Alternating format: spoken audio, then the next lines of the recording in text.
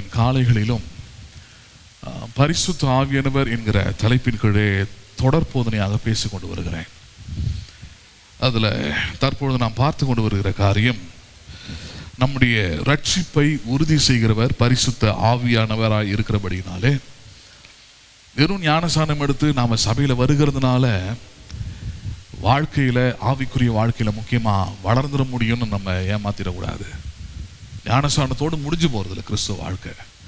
அதை தாண்டி பரிசுத்த ஆவியானவரை பெற்று அவருடைய அறிவு, அவருடைய ஞானம், அவருடைய பலன், இவைகளெல்லாம் பெற்று நாளுக்கு நாள் நம்முடைய ஆவிக்குரிய வாழ்க்கையில வளருவது ரொம்ப அத்தியாவசியமானதாக இருக்குது. அதில் ரட்சிக்கப்படுகிறவர்களுக்கு பரிசுத்த ஆவியானவர் எப்படி ரட்சிப்பை உறுதி செய்கிறார்னு பார்த்து கொண்டு வருகிறோம். அதில் தற்பொழுது நாம் பார்த்து கொண்டு வருகிற காரியம், கடந்த வாரத்தில் நம்முடைய இந்த கிறிஸ்துவ வாழ்க்கையில் பரிசுத்த ஆவியினால் உண்டாகிற ரட்சிப்பு தேவனுக்கு நம்மை அடிமைகளாக மாற்றுகிறது என்று போதிக்க ஆரம்பித்தேன். தேவனுக்கு நம்ம யாராக மாற்றுகிறது? அடிமைகளாக. உலகத்தில் 2 விதமான அடிமைத்தனம் இருக்கிறது. வேதம் அதை போதிக்கிறது. பாவத்திற்கு அடிமைத்தனம், சாபத்திற்கு அடிமைத்தனம், உலகத்தின் அடிமைத்தனம் இருக்குது. வேதம் சொல்லுகிறது அதிலிருந்து தேவன் நம்மை விடுதலையாக்கி இருக்கிறார். நல்லா புரிஞ்சுக்கணும். உலகத்துக்கு நாம் இனி ஒருபோதும் அடிமைகள் அல்ல. பாவத்திற்கு செத்து நீதிக்கு பிழைத்திருக்கிறோம்லாம் சொல்றார். அப்ப உலகத்தின் அடிமைத்தனத்திலிருந்து கடவுள் நம்மளை வெளியே கொண்டு வந்துட்டார். அது அவைகள் எதுக்கும் நம்ம அடிமையானவர்கள் அல்ல. ஆனால் ஏதோ ஒன்றுத்துக்கு நம்ம அடிமையாக இருந்தே ஆகணும். அதான் முக்கியமானதாங்க. நான் சுதந்திரவாளின்றதுனால நான் எதை ஒன்றா செய்யலான்னு அர்த்தம் கிடையாது. எனக்கு தேவன் சுதந்திரவாளின்ற அந்த வாழ்க்கையை கொடுத்துருக்கிறாரு. ஆனால் அந்த சுதந்திரவாளின்ற வாழ்க்கை யாரோ ஒருவருடைய கட்டுப்பாட்டில் இருந்தால்தான் அந்த சுதந்திரத்தை நான் சரியான விதத்தில் அனுபவிக்கவும், புரிந்து கொள்ளவும், செயல்படுத்தவும் முடியும். அப்ப இயேசு கிறிஸ்துவை ஏற்றுக்கொண்டதுனால பிசாசின் பிடியிலிருந்து, அவனுடைய வல்லமையிலிருந்து, அவனுடைய இருளின் அதிகாரத்திலிருந்து, எல்லாவற்றிலிருந்து விடுதலை ஆயிட்ட பிறகு நான் என்ன ஒன்றா செய்யலாம், எப்படி ஒன்றா போகலாம், என்னுடைய விருப்பத்தில் நான் கிறிஸ்துவ வாழ்க்கையை வாழலான்னு யோசிச்சிங்கன்னா உங்களை நீங்களே ஏமாத்திக்கிறீங்க. அப்போ ஆவியானவர் என்ன செய்கிறாரு? நீங்கள் கிறிஸ்துவுக்குள்ள வாழும்பொழுது, வசனங்களை கேட்கும் போது, தேவனுடைய பிள்ளைகளாக இருக்கும் போது, உங்களுடைய ஆவிக்குரிய வளர்ச்சியோட நிலை என்ன தெரியுமா? You become slave to the living God. நீங்கள் ஜீவனுள்ள தேவனுக்கு யாராக மாறுகிறீர்கள்? நீங்கள் அடிமைகளாக மாறுகிறீர்கள். யாராக மாறுகிறீர்கள்? கடந்த வாரத்தில் சொன்ன வேலைக்காரங்களுக்கும் அடிமைக்கும் வித்தியாசம் இருக்குது. வேலைக்காரங்கன்னா என்ன? அவங்க சம்பளத்துக்காக செய்கிறவங்க. அவங்களுக்கு பிடிச்சிருந்தா செய்வாங்க. அவங்களுக்கு பிடிக்கலன்னா ஒழுங்கா செய்ய மாட்டாங்க. அவங்க பிடிச்சா வருவாங்க, பிடிக்கலன்னா அவங்க வரமாட்டாங்க. எல்லாமே அவங்களுக்கு அந்த பணத்தின் அடிப்படையில் தான். அல்லது அவங்களுடைய மனசு என்ன விரும்புதோ, அவங்க என்ன யோசிக்கிறாங்களோ, அவங்க என்ன நினைக்கிறாங்களோ அதுக்கேற்ற மாதிரி தான் அவங்களுடைய வேலைகள் இருக்கும், அவங்களுடைய செயல்பாடுகள் எல்லாமே இருக்கும். இது யாரு? வேலைக்காரர்கள். ஆனால் அடிமைகள் முற்றிலும் வித்தியாசமானவர்கள். அடிமைகள்னா என்ன? அவர்கள் தங்களை தாங்களே வெறுத்து தங்களுடைய எண்ணங்களையோ தங்களுடைய விருப்பங்களையோ ஒரு பொருட்டாக எண்ணாமல் முழுக்க முழுக்க ஏதோ ஒரு எஜமானுடைய அவருடைய எண்ணங்களை, அவருடைய விருப்பங்களை நிறைவேற்றுவதற்காகவே காலம் முழுக்க தங்களுடைய அறிவை, ஆற்றலை, பலனை எல்லாவற்றையும் பயன்படுத்தக்கூடியவர்கள் தான் யாராக இருக்கிறார்கள்? அடிமைகளாக இருக்கிறார்கள். யாராக இருக்கிறார்கள்? அடிமைகள்னா அதுதான். அவங்களுக்குன்னு ஒரு சுய விருப்பம், அவங்களுக்குன்னு ஒரு சுய ஆசை அதெல்லாம் கிடையாது. அவங்க எஜமானுடைய ஆசை தான் அவங்களுடைய ஆசை, எஜமானுடைய விருப்பம் தான் அவங்களுடைய விருப்பம். அவருடைய வழி எவ்வழி அவ்வழிதான் அடிமைகளுடைய வழி. அப்படி இருப்பாங்க அவங்க. ஆனால் வேலைக்காரங்க அப்படி கிடையாது. வேலைக்காரங்களுடைய வேலை ரொம்ப வித்தியாசமானது. சபைகள் இன்னைக்கு பல நேரத்தில் எதை போதிக்கிறாங்கன்னா, பி சர்வெண்ட் ஆஃப் காட்ன்றாங்க. அதில் ஒரு சின்ன நல்ல விஷயம் இருக்குது, இல்லைன்னு சொல்ல மாட்டேன். ஆனால் வேலைக்காரர்களை விட வேதம் போதிக்கிறது, நீங்கள் யாராக இருக்க வேண்டும்? நீங்கள் தேவனுக்கு அடிமைகளாக இருங்கள் என்று போதிக்கிறது. யாராக இருங்கள்? நீங்கள் தேவனுக்கு அடிமைகளாக இருங்கள் என்று. கடந்த வாரத்தில் ரோமருக்கு நிருபம் 6வது அதிகாரத்திலிருந்து எடுத்து கொடுக்க நான் விரிவாய் காமிச்சிருந்தேன். நான் இன்றைக்கு அதோடைய தொடர்ச்சியாக சில காரியங்களை நம்ம இன்னைக்கு பார்க்க இருக்கிறோம். பாருங்க, எடுத்துக்கொள்ளலாம். 1 கொரிந்தியர் 7வது அதிகாரம், 1 கொரிந்தியர் 7வது அதிகாரம் 20வது வசனம் முதல் 24வது வசனம் வரைக்கும் பார்க்கலாம். பாருங்க, 1 கொரிந்தியர் 7:20 முதல் 24வது வசனம் வரைக்கும்.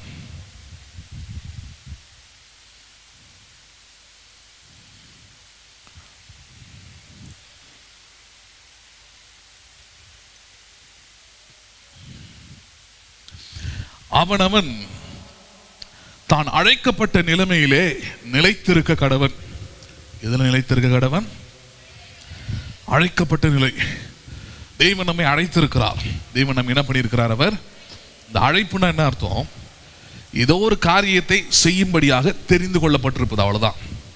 ஏதோ ஒரு காரியத்தை செய்யும்படியாக நம்ம என்ன பட்டிருக்கிறீங்க? நீங்க தெரிந்து கொள்ளப்பட்டிருக்கிறீங்க. என்ன காரியத்தை செய்யும்படியாக? தேவனுடைய பிள்ளைகளாக வாழும்படியாக, கிறிஸ்து யார் என்பதை உலகம் அறிந்து கொள்ளும்படியாக, உன்னுடைய ஆவி ஆத்மா சரீரத்தை மாயைக்கும் உலகுக்கும் பிசாசுக்கும் தப்புவிக்கும்படியாக நீங்கள் தேவனால் தெரிந்து கொள்ளப்பட்டு அழைக்கப்பட்டவர்களாக இருக்கிறீர்கள்.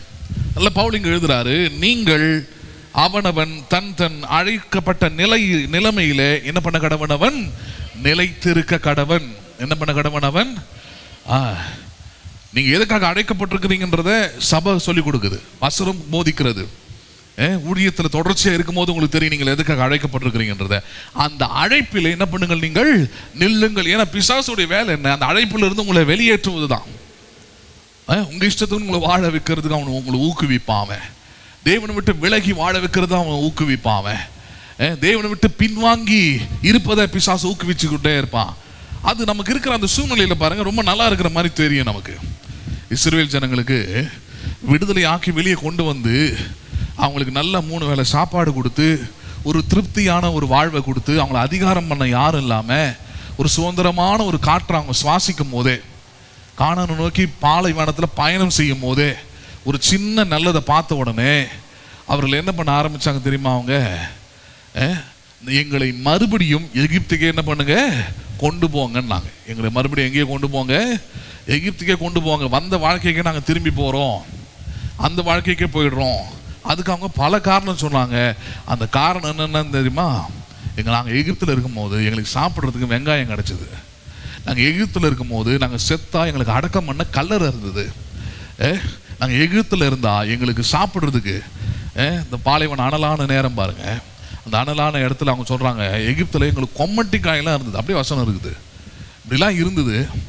எங்களுக்கு கொம்மட்டிக்காயும் வெங்காயம் தான் தேவையே தவிர பாலும் தேனும் நலமும் விசாலமான வாழ்க்கை தேவையில்லைன்றத கொஞ்சம் விடுதலையான உடனே சொல்ல ஆரம்பிச்சாங்க.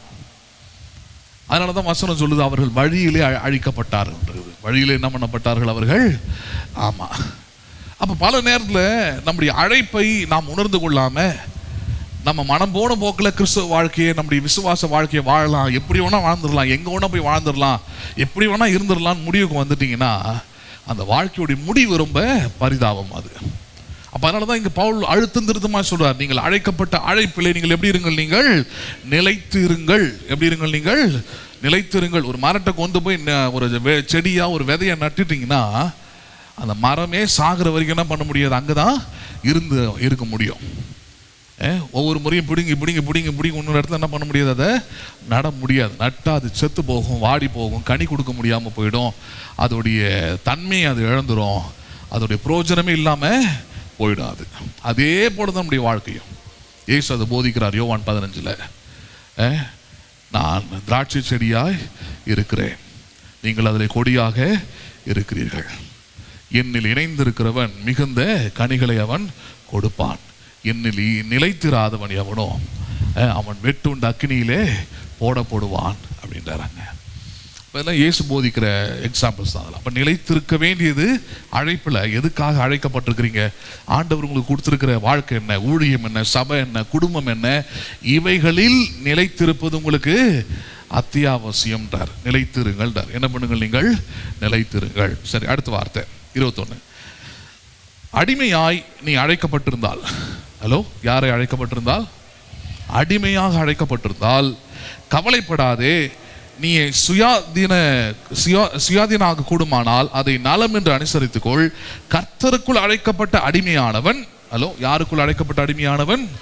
கர்த்தருக்குள். நீங்கள் யாரு? நல்லது சொல்லுங்களேன், நல்லது சொல்லுங்களேன். அடிமை.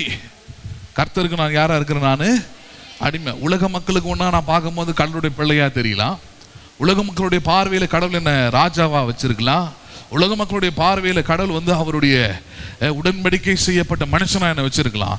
ஆனால் நான் கர்த்தருக்கு யாராய் அழைக்கப்பட்டிருக்கிறேன்? நான் அடிமையாய். என்னவாய் அழைக்கப்பட்டிருக்கிறேன்?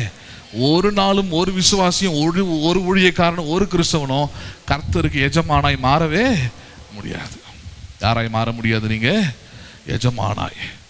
எஜமான்னா அவன் இஷ்டத்துக்கு அவன் ஒரு முடிவு எடுத்து செயல்படுறவன், பேசுறவன், பண்றவன். ஒரு நாளும் மாற முடியாதுன்றாங்க. அப்ப நீங்கள் கர்த்தருக்குள் அழைக்கப்பட்ட அடிமையானவன் கர்த்தருடைய சுயாதீனனா இருக்கிறான். யாருக்கு சுயாதீனனா இருக்கிறான்? சுயாதீனனா விடுதலையாக்கப்பட்டவன். கர்த்தருக்குள் அடிமையா இருக்கிறவன் எப்படிப்பட்டவனா இருக்கிறான்? அவன் கர்த்தருடைய சுயாதீனம் உள்ளவன் அர்த்தம். அப்படின்னா பூமியில் இருக்கிற எல்லா அடிமைத்தனத்துக்கும் அவன் விடுதலையாக்கப்பட்ட சுயாதீனம். எவன் ஒருவன் கர்த்தருக்கு அடிமையா இருக்கிறானோ கர்த்தர் அவனை இந்த பூமியில் யாராக வைக்கிறார்? அவனை சுயாதீனனாக வைக்கிறார். கர்த்தருக்கு யாரா இருக்கிறான்? ஆமா, வெளியே சுயாதீனனாய் கர்த்தர் அவனை வைக்கிறார். பாருங்க, சொல்றாங்க, கர்த்தருக்குள் அழைக்கப்பட்ட அடிமையானவன் கர்த்தருடைய சுயாதீனனாய் இருக்கிறான். அப்படி அழைக்கப்பட்ட சுயாதீனன் கிறிஸ்துவனுடைய அடிமையானவனாய் இருக்கிறான். ஹலோ, யாருக்கு அடிமையானவனா இருக்கிறான் அவன்? ரொம்ப சிம்பிளா சொன்னா, நம்முடைய உள்ளான வாழ்க்கை, நம்மளுடைய பர்சனல் லைஃப் முழுக்க முழுக்க கடவுளுக்கு அடிமை. யாருக்கு அடிமை? அது கடவுளுக்கு அடிமை. ஆனால் உலகத்துக்கு வரும்போது கடவுள் நம்மளை அங்கே எங்கே எப்படி வைக்கிறார்? நம்மளை சுயாதீனம் உள்ளவர்களை போல நம்மளை வைக்கிறார். யாரை போல வைக்கிறார்? அவர் சுயாதீனம் உள்ளவர்களை போல. நான் கடந்த வாரத்தில் சொன்னேன் இல்லையா, அமெரிக்காவில் கருப்பினத்தவர்கள் எல்லாரையும் அடிமைகளாக இருக்கும்படி தான் ஆப்பிரிக்கா போன்ற தேசங்களிலிருந்து அவங்களை அழைத்து கொண்டு வந்தாங்க. மார்க்கெட்டில் வச்சு விற்றாங்க. தங்களுடைய நிலங்களை, தங்களுக்கு உண்டான உடைமைகளை பாதுகாக்கிறதுக்காக வேலைக்காரங்களை வச்சு சம்பளம் தரணும்.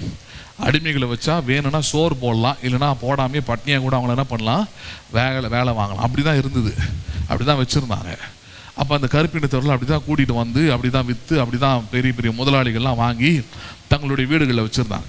அதில் சில முதலாளிகள்லாம் நல்லா பார்த்துக்கிட்டாங்க, நல்லா அவங்களுக்கு எல்லா தேவைகளையும் சந்தித்தாங்க. அப்போ அமெரிக்க அரசாங்கம் ஒரு நாள் ஒரு சட்டத்தை போடுது, இனி இந்த நாட்டில் இருந்து முழுமையாக அடிமைத்தனம் ஒழிக்கப்படுகிறது. இனி எந்த வீட்லேயும், இனி எந்த இடத்துலையும் அடிமைன்ற பேரில் யாரும் இருக்கவே கூடாதுன்ற ஒரு சட்டத்தை பாஸ் பண்ணுறாங்க. அதில் பல பேர் வந்து நமக்கு பெரிய சுதந்திரம் கிடச்சிருச்சு, விடுதலை கிடச்சிருச்சுன்ட்டு அந்த எஜமான்களை விட்டு தனியாக போய் வாழறதுக்கு முயற்சி பண்ணி வெளியே போயிட்டாங்க. அதில் சிலர் மட்டும் பாருங்கள், இல்லை எங்களுடைய எஜமான் அவர் ரொம்ப நல்லவர், எங்களை நல்லா பார்த்துக்கிறார், எங்களுக்கு நல்ல சுதந்திரம் கொடுத்துருக்கிறாரு, எங்களுக்கு நல்ல உடையை கொடுக்குறார், நல்ல சாப்பாடு கொடுக்குறார், நல்ல மரியாதையை கொடுக்குறாருன்னு சொல்லி அவர்களை மனம் வந்து அல்லது மனம் வந்து முன் வந்து அடிமைகளாக இருக்க தங்களை ஒப்பு கொடுத்தார்கள். யாராக இருக்க ஒப்பு கொடுத்தார்கள் அவர்கள்? ஆமாம், எங்களை அமிச்சிடாதீங்க, எங்களை துரத்திடாதீங்க, எங்களை எப்பயும் போல எப்படி பார்த்துக்கிட்டீங்களோ அப்படி இப்படி இனிமேல் என்ன பண்ணுங்க, பார்த்துக்கிடுங்கன்னு சொல்லிட்டு அவங்கள அதை போல ஒரு மனம் வந்து அவர்களாக அடிமைகளாக தங்களை ஒப்பு கொடுத்தபடினால அந்த அரசாங்கம் ஒன்றும் பண்ண முடியல. அப்போ அவங்களுக்கு ஒரு அடையாளத்தை போட சொன்னுச்சு. என்ன அடையாளம்? யாரெல்லாம் எஜமானுக்கு நீங்கள் முன் வந்து நீங்களா அடிமைகளாக இருக்க விரும்புகிறீங்களோ அவர்கள் காதில் ஒரு ஒற்றை காதில் ஒரு பெரிய ரிங்கை போட்டு அந்த வளையத்தில் உங்களுடைய எஜமானுடைய பேரை என்ன பண்ணுங்கள், நீங்கள் எஜமானுடைய பேரை நீங்கள் பொறித்திருக்க வேண்டும் அப்படின்ட்டாங்க. சரி, கொஞ்ச நாள் கழிச்சு இப்போ இது எல்லாமே ஆச்சரியப்படக்கூடிய ஆட்களாக இருந்தாங்க. இவங்ககிட்ட போய் விசாரிக்கிறாங்க, என்னையா அப்படி அரசாங்கம் உங்களை அடிமையாக இருக்கக்கூடாது, விடுதலையாகி நீ சுதந்திரமாக இந்த தேசத்தில் எங்கே ஒன்றா உங்கள் இஷ்டத்தின்படி வாழலாம், நீ நினச்சதெல்லாம் செய்யலாம் அப்படின்ற அதிகாரத்தை அரசாங்கமே கொடுக்குது. நீ வெளியே வந்து எங்கேயாவது சுதந்திரமாக ஒரு வேலைக்காரனாக இருந்து ஒரு வேலை செஞ்சு உனக்கு தெரிஞ்சது ஒரு வேலையை பண்ணி ஏதோ ஒன்று பண்ணி தொழில்களை பண்ணி சந்தோஷமாக வாழ்வியா? அதை விட்டு நீ வந்து இந்த எஜமான கீழே தான் வாழுவேன், இவருக்கு இல்லை நானே மனம் வந்து எப்படி இருக்கிறேன், நான் அடிமையாக இருக்கிறேன்னு சொல்கிறியே, எதுக்காக அப்படி சொல்கிற அப்படின்னு கேட்டா அவங்க சொன்ன ஒரே வார்த்தைனே தெரியுமா? பேர் தான் அடிமை. பேர் தான் என்னது? அவருக்கு நான் அடிமை, ஆனால் அவர் என்னை நடத்துகிற விதம் என்பது சுதந்திர வாளியை போல என்ன பண்ணுகிறார், அவர் நடத்துகிறார். சுதந்திர வாளினா பிள்ளைகளுக்குரிய உரிமை. யாருக்குரிய உரிமை? அது பிள்ளைகளை போல எங்களை நடத்துகிறார். அவர் ஒரு பிள்ளையா நான் பிறந்திருந்தா என்னை எப்படி நடத்துவாரோ, எனக்கு எப்படி என் தேவைகளை சந்திப்பாரோ, எப்படி என்னை கவனிப்பாரோ, எப்படி என்னை போஷிப்பாரோ, எப்படி என்னை நடத்துவாரோ, அதே போலவே என்ன பண்ணுகிறார், அவர் நடத்துகிறார். அதனால் அவருக்கு நான் அடிமை, உங்களுக்கு நான் அடிமை அல்ல. உங்களுக்கு நான் யாரு கிடையாது, உங்களுக்கு அடிமை இல்லை, அவருக்கு தான் அடிமை. அவருக்கு அடிமையாக இருக்கிறதுனால எனக்கு ஒரு பெரிய கௌரவம் இருக்குது, எனக்கு பெரிய ஒரு கௌரவம் இருக்குது. நான் பக்கத்து வீட்டுக்கு போகிறேன், இல்லை பக்கத்து எஸ்டேட்டுக்கு போகிறேன், அங்கே போகிறேன், அங்கே இருக்கிறவங்க வந்து இதோ அடிமையாக வந்திருக்கிறான்னு சொல்ல மாட்டாங்க. அந்த இன்னார் வீட்டில் இருக்கக்கூடிய வேலை செய்யக்கூடிய ஆள் என்ன பண்ணியிருக்கிறார், இங்கே வந்திருக்கிறார். அவருக்கு தான் அடிமையை தவிர உலகத்துக்கு நான் அடிமை அல்ல. அவருடைய காரில் தான் போய் இறங்குறேன். ஹலோ, அவர் உடுத்துற அதே உடையை தான் நானும் என்ன பண்றேன், உடுத்துறேன். அவர் சாப்பிட்ற சாப்பாட்டை தான் நானும் என்ன பண்றேன், சாப்பிட்றேன். சமமாக என்னை நடத்துகிறார். அவருக்கு அடிமை. ஆனால் உலகத்துக்கு யாரா இருக்கிற நான் மதிக்கக்கூடிய ஒரு மனுஷனா என்னை என்ன பண்ணியிருக்கிறார், அவர் மாற்றி வைத்திருக்கிறார். அதை தான் இங்க பேசுறார். அதுதான் பவுல் இங்க சொல்றார். நீங்கள் கிறிஸ்துவுக்கு அடிமைகள் ஆனதால் உலகத்திற்கு கர்த்தரால் நீங்கள் சுதந்திரவாளியாக இருக்கிறீர்கள். கர்த்தரால் யாராக இருக்கிறீர்கள்? நீங்கள் சிம்பிளா சொன்னா, நீங்க கர்த்தருக்கு அடிமை ஆகாமல் உலகத்துல நீங்கள் ராஜாக்களாய் வாழ முடியாது. நீங்கள் கர்த்தருக்கு அடிமை ஆகாமல் உலகத்தில் நீங்கள் சுதந்திரவாளியாக வாழ முடியாது. நீங்கள் கர்த்தருக்கு அடிமைகளாக உங்களை மாற்றிக்கொள்ளாமல் உலகத்தில் நீங்கள் மகிமையாக வாழ முடியாது. நீங்கள் கர்த்தருக்கு அடிமைகள் ஆனால்தான் நீங்கள் உலகத்தில் யாராக இருக்க முடியும்? நீங்கள் யாராக இருக்க முடியும்? நீங்கள் ஆசீர்வதிக்கப்பட்டவர்களாக, பாக்கியவதிகளாக, கணம் பொருந்தியவர்களாக நீங்கள் வாழ முடியும். நம்புறீங்களா நீங்க? அதுதான் இங்க போதிக்கிறாருங்க. 22 கர்த்தருக்குள் அழைக்கப்பட்ட அடிமையானவன் கர்த்தருடைய சுயாதீனனாய் இருக்கிறான். அப்படி அழைக்கப்பட்ட சுயாதீனன் கிறிஸ்துவனுடைய அடிமையாய் இருக்கிறான். நீங்கள் கிரயத்திற்கு கொல்லப்பட்டீர்கள். ரட்சிக்கப்பட்ட ஒவ்வொருவரும் எதிர்கொள்ளப்பட்டீர்கள். கிரயம்னா விலை கொடுத்து வாங்கினாரு அப்படின்றார். என்ன கொடுத்து வாங்கின? நான் உங்களை, நீங்கள் ரட்சிக்கப்பட்டவர்கள் என்றால், இயேசுவின் சிலுவை மரணத்தை விசுவாசிக்கிறீர்கள் என்றால், சிந்தப்பட்ட இயேசுவின் ரத்தத்தினால் உங்கள் பாவங்கள் கழுவப்பட்டு நீங்கள் நீதிமான்கள் ஆக்கப்பட்டவர்கள் என்று நீங்கள் விசுவாசிக்கிறது உண்மை என்றால், நீங்கள் இயேசு கிறிஸ்துவின் ரத்தத்தால் விலை கொடுத்து வாங்கப்பட்டீர்கள். என்ன கொடுத்து வாங்கப்பட்டீர்கள்? இன்னும் சிம்பிளா சொல்லணும்னா, ஜீவனை கொடுத்து உங்களை என்ன பண்ணியிருக்கிறார், அவர் வாங்கியிருக்கிறார். அதனால தான் நம்ம வெளியேற பெற்றவர்கள். அதனால நம்ம யாரா இருக்கிறோம்? நம்ம வெளியேற பெற்றவர்கள். அவர் வாங்கலைன்னா நம்ம வெளியேற பெற்றவர்கள் அல்ல. ஏதோ ஒரு குப்பை, ஏதோ ஒரு தூசி, ஏதோ ஒரு இதுதான். நல்லா புரிஞ்சுக்கணும் நீங்க. புரியுதுங்களா? உங்க சூரத்னு ஒரு இடம் இருக்குல்ல, ராஜஸ்தான் பக்கத்துல, குஜராத் பக்கத்துல, இந்த துணி இதெல்லாம் உண்டாக்கக்கூடிய அந்த இது ரொம்ப ஃபேமஸான இடம் அது சூரத். இந்த புடவை அது இது எல்லாமே அங்கதான். டெக்ஸ்டைல் இது எல்லாமே எதுவுமே இல்லை. நம்ம நாட்டு பிரதமர் ஒரு கொஞ்சம் வருஷத்துக்கு முன்னாடி அங்கிருந்து ஒரு கோட் ஷூட்டை வாங்கி போடுறார். அந்த கோட் ஷூட்டோட விலை எவ்வளோ தெரியுமா? 12,000. கோட் ஷூட்டோட விலை எவ்வளோ? வெறும் 12,000. சும்மா வாங்கி போட்டார். அவங்க டெக்ஸ்டைல் வந்தாங்க, கொடுத்தாங்க, வாங்கி போட்டார். அதை சரி, அதை போட்டுட்டு அவர் அந்த 72 73 சுதந்திர தினத்தை கொடி ஏற்றினார். அதை போட்டுட்டு தான் ஏற்றி முடிச்சு வந்துட்டார். அவங்கெல்லாம் எப்படி வாழ்வாங்கன்னா, ஒரு வாட்டி யூஸ் பண்ணதை மறுவாட்டி என்ன பண்ண மாட்டாங்க, யூஸ் பண்ண மாட்டாங்க. ஏன்னா அந்த லெவலில் இருக்கிறாங்க அவங்க. சரி, பிரதமர் இல்லையா? அப்போ ஒரு வாட்டி போட்டார், கழட்டி அதை அவருடைய வார்ட்ரோப்பில் வச்சுட்டார். அவ்வளோதான். அது கொஞ்ச நாள் கழிச்சு என்ன பண்ணுவாங்கன்னா, அவங்களே அதை கிளியரன்ஸ் பண்ணிடுவாங்க. கிளியரன்ஸ் பண்ணும்போது எப்படி நடக்குன்னா, ஒரு ஆக்ஷன் மாதிரி வைப்பாங்க. ஆக்ஷன்னா அந்த ஏலம் எடுக்கிறது. பிரதமர் போட்டது, அவங்க இவங்க போட்டது, அது இதுன்னு எல்லாமே ஒரு ஆக்ஷனில். அப்போ அந்த ஏலத்தில் பார்த்தீங்கன்னா எவ்வளோ திரும்ப போச்சு அந்த கோட்டு? 1.5 கோடிக்கு போச்சு. அது 12,000 கோடிக்கு எவ்வளோ போச்சு? 1.5 கோடி கொடுத்து ஒரு ஒரு ஒரு பிஸ்னஸ் மேன் பாருங்க, குஜராத் சேர்ந்த ஒரு பிஸ்னஸ் மேனு 1.5 கோடி கொடுத்து வாங்கினார். அப்போ அவர்கிட்ட போய் கேட்குறாங்க, யோ இப்போ கூட போனீங்கன்னா சூரத்தில் அது 12,000 கிடைக்குங்க, நீ எதுக்கு 1.5 கோடி கொடுத்து வாங்கினீங்கன்னா? சூரத்தில் இது மாதிரி 10,000 கொடுக்க கிடைக்கும். ஆனால் இதுக்கு மதிப்பு ஏன் தெரியுமா? இந்த நாட்டுடைய பிரதமர் இதை போட்டுக்கிட்டு இந்த நாட்டுடைய சுதந்திர தின தண்ணிக்கு கொடி என்ன பண்ணியிருக்கிறாரு, ஏற்றிருக்கிறாரு. அவர் மேலே இது பட்டதுனாலே, அவர் மேலே இது போட்டிருந்ததுனால இதோடைய மதிப்பு என்ன பண்ணுது, அவ்வளோ தூரம் கூடுது. ஆக்ஷன்னா உங்களுக்கு தெரியும், 12,000 கோட்டு 50,000 சொல்லியிருப்பான். 50,000 ஆரம்பித்து 1.5 கோடிக்கு போய் முடியுது பாருங்க. 1.5 கோடி ரூபாய் கொடுத்து ஒரு ஆள் வாங்குறாரு. அதை ஏன் வாங்கினேன்னா, அது முன்ன இருக்கும்போது அது எல்லா கோட்டோட அது ஒரு கோட்டை, அவ்வளோதான். ஆனால் இப்போ இந்த ஆள் மேலே வந்ததுக்கு அப்புறம் இதோடைய விலை, இதோடைய தன்மை, இதோடைய மதிப்பு எல்லாமே என்ன பண்ணுது, கூடுது. அதே தான் இப்போ நம்ம இயேசுவின் விலையேற பெற்ற ரத்தத்தை வாங்கிறதுக்கு முன்னாடி, அதால் வாங்கப்படுவதற்கு முன்பதாக, அதை ஏற்றுக்கொள்றதுக்கு முன்னாடி நீங்களும் நானும் ஒன்றும் இல்லை தான். எல்லா மனுஷங்களை போல நம்மளும் மண்ணு தான். அது மாதிரி பேசிக்கிட்டு இருக்கலாம். நம்ம மண்ணுக்கு தான் போகிறோம், நம்ம புல்லாக தான் இருக்கிறோம், நம்ம வாடி போவோம், வதங்கி போவோம், அப்படிலாம் பேசிக்கிட்டு இருக்கலாம். எப்போ? முன்னாடி. இப்போ இயேசு கிறிஸ்து நம்ம விலை கொடுத்து வாங்கிட்ட பிறகு இப்போ எப்படி பேசணும்?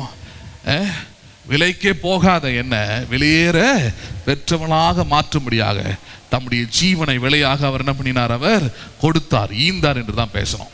பேசுறது புரியுதுங்களா உங்களுக்கு? 12,000 ரூபாய் கோட்டை ஒரு பிரதமர் போட்டதுக்கு அப்புறம் 1.5 கோடி ரூபாய் விலை உயருதுன்னா, அதோடைய மதிப்பு கூடுதுன்னா, அதே போலதான் உங்களையும் என்னையும் மீட்டுக் கொள்ளும்படியாக, தம்முடைய பிள்ளைகளாக மாற்றும்படியாக இயேசு சிலுவையிலே சிந்தின இரத்தத்தினாலே இன்றைக்கு நாம் மதிப்புடையவர்களாக இருக்கிறோம், மதிப்பு மிக்கவர்களாக இருக்கிறோம் என்பதை மறந்துடக்கூடாது. அதனாலதான் இந்த வார்த்தையை பயன்படுத்துறார். நீங்கள் கிரயத்திற்கு கொல்லப்பட்டீர்கள்.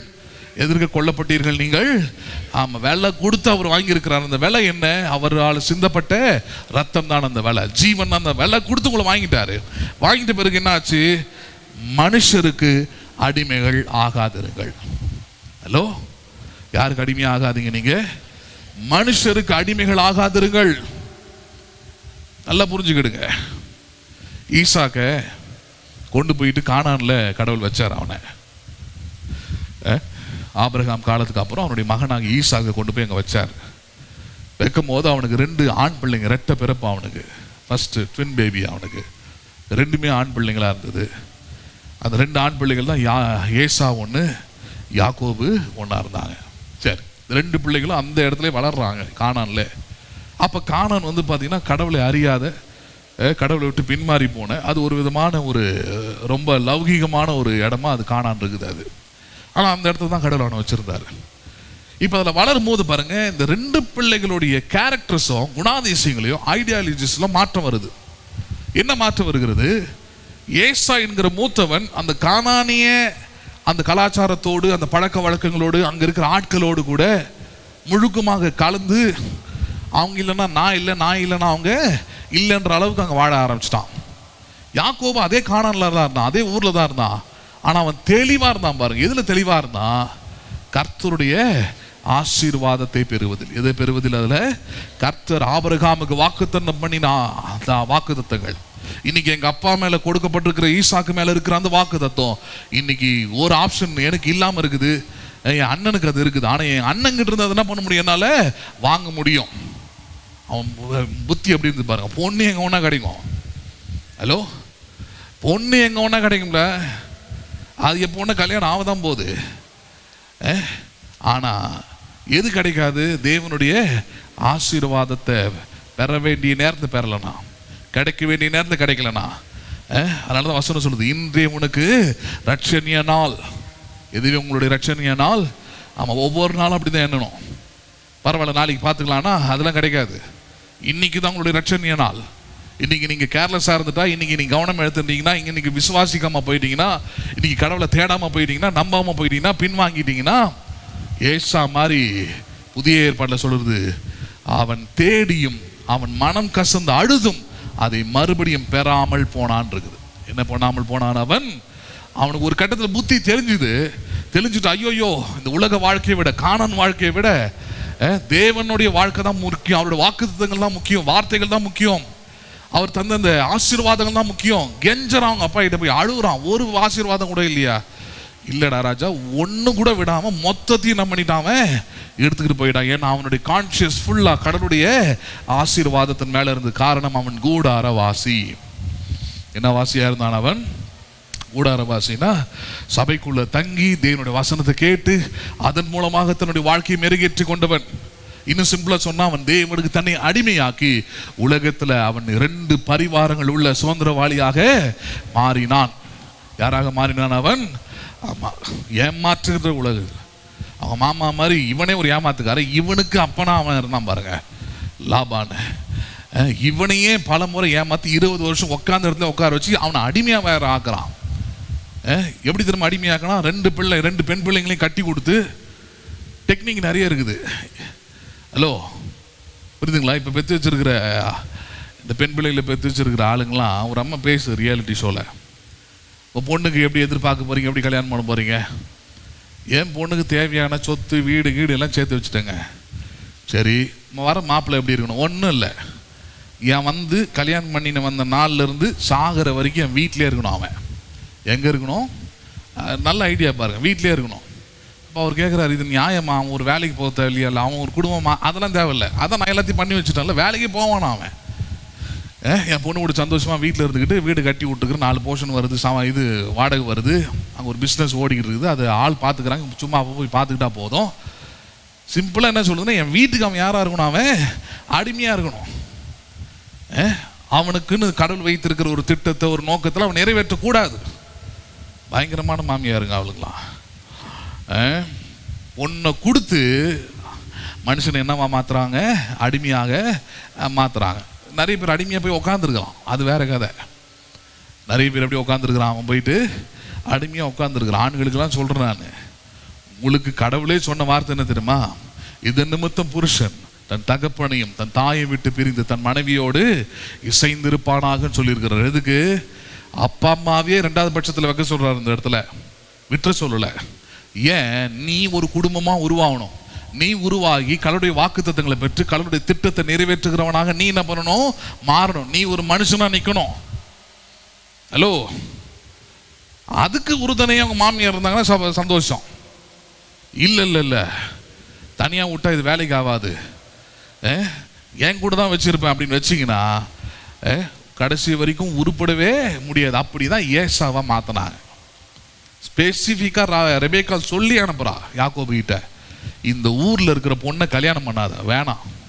ஏன்னா அவன் அண்ணன் ஏசா இங்கே 1க்கு 2 பண்ணி வச்சுக்கிட்டு இதுங்களோட போய் சுற்றிக்கிட்டு வனசஞ்சரியா இருக்கிறான். கடவுளை தேட மாட்டேன்றா. கடவுளுடைய ஆசீர்வாதம் முக்கியமானதான் அவனுக்கு தெரியல, வெளியே தான் சுற்றிக்கிட்டு இருக்கிறான். அதனால நீயாவது மாறி இருக்கிற, திருந்தி இருக்கிற, சரியா இருக்கிற, சேஷ்ட புத்திர பாகத்தை வேற கூழ் கொடுத்து வாங்கிட்ட. அதனால நீ போய் நான் சொல்ற இடத்துல போயிட்டு வேலை செய் தங்கணும். அங்கே போனால் அவன் 20 வருஷம் இவனை ஏமாற்றி உட்கார வைக்கிறான் பாருங்க. இவனே புத்தி தெளிஞ்சு சொல்லாம கொள்ள முடியாதான். இதுக்கப்புறம் நம்ம வாழ முடியாது. வரும்போது பார்த்தா அவனுக்கு ஒன்று கூட இருக்கக்கூடாதுன்னு மாமனாரும் அவனுடைய பிள்ளைகளும் பிளான் போடுறாங்க.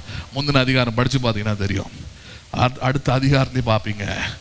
எந்த வழியாய் வெறும் கையாய் வெறும் கோலாய் போனானோ அதே வழியாய் யாக்கோபு 2 பரிவாரங்கள் உள்ளவனாக வந்தான். அது ஒரே ஒரு காரணம் தான்.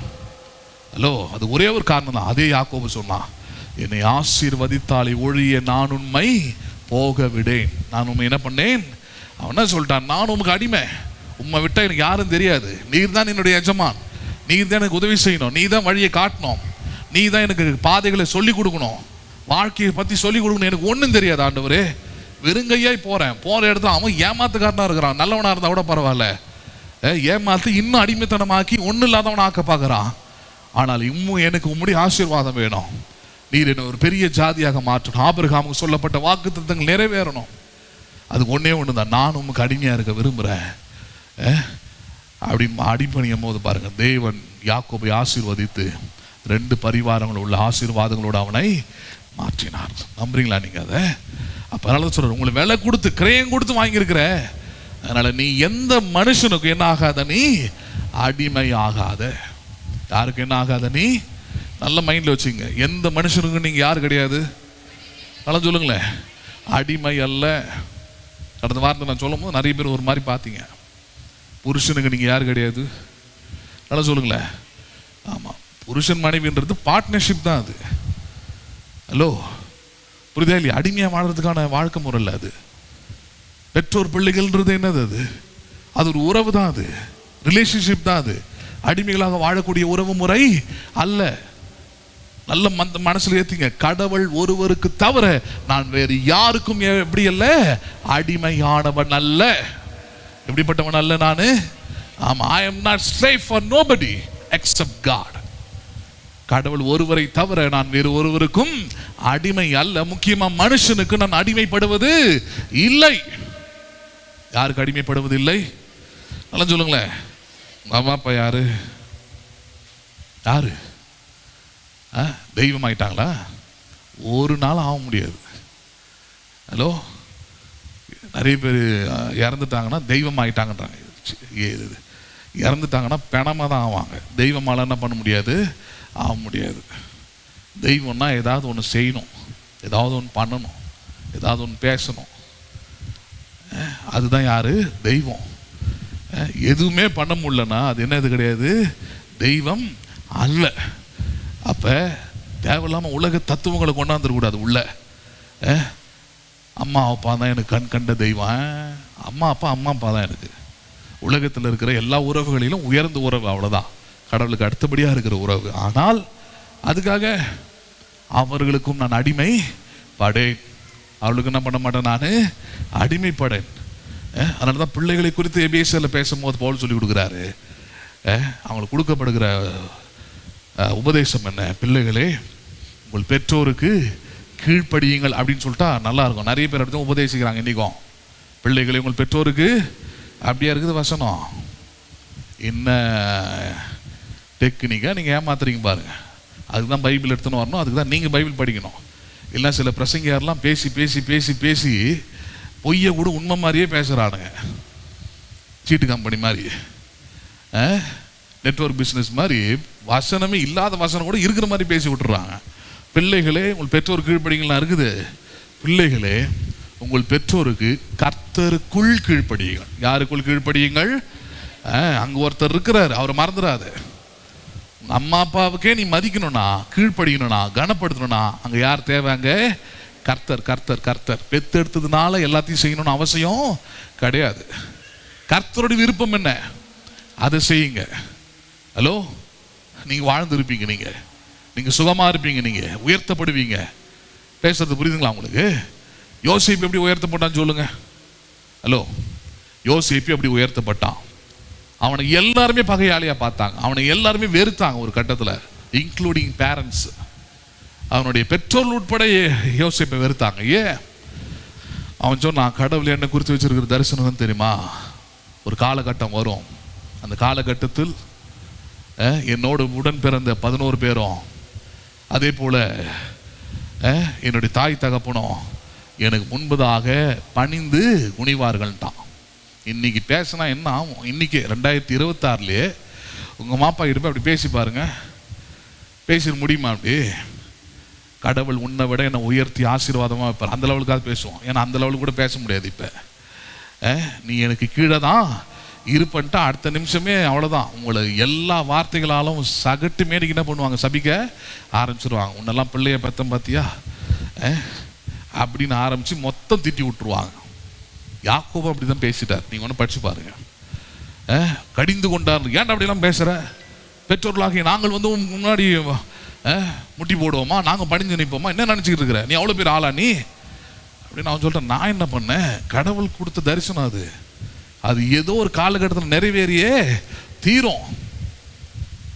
ஆனால் வாழ்க்கையை பார்த்தா அப்படி தெரில. குழியில் போடுறாங்க, விற்கிறாங்க. ஒரு கட்டத்தில் செய்தி வருது, யாக்கோபுக்கு நீர் விரும்பினுடைய பையனை போட்டு தள்ளிட்டாங்க, செத்து போயிட்டான், வெறும் துணி தான் கிடச்சிது அப்படின்னு துணி எடுத்துகிட்டு வந்து காட்டுறான். இவ்வளோ ட்ராமாவும் நடக்குது பாருங்க.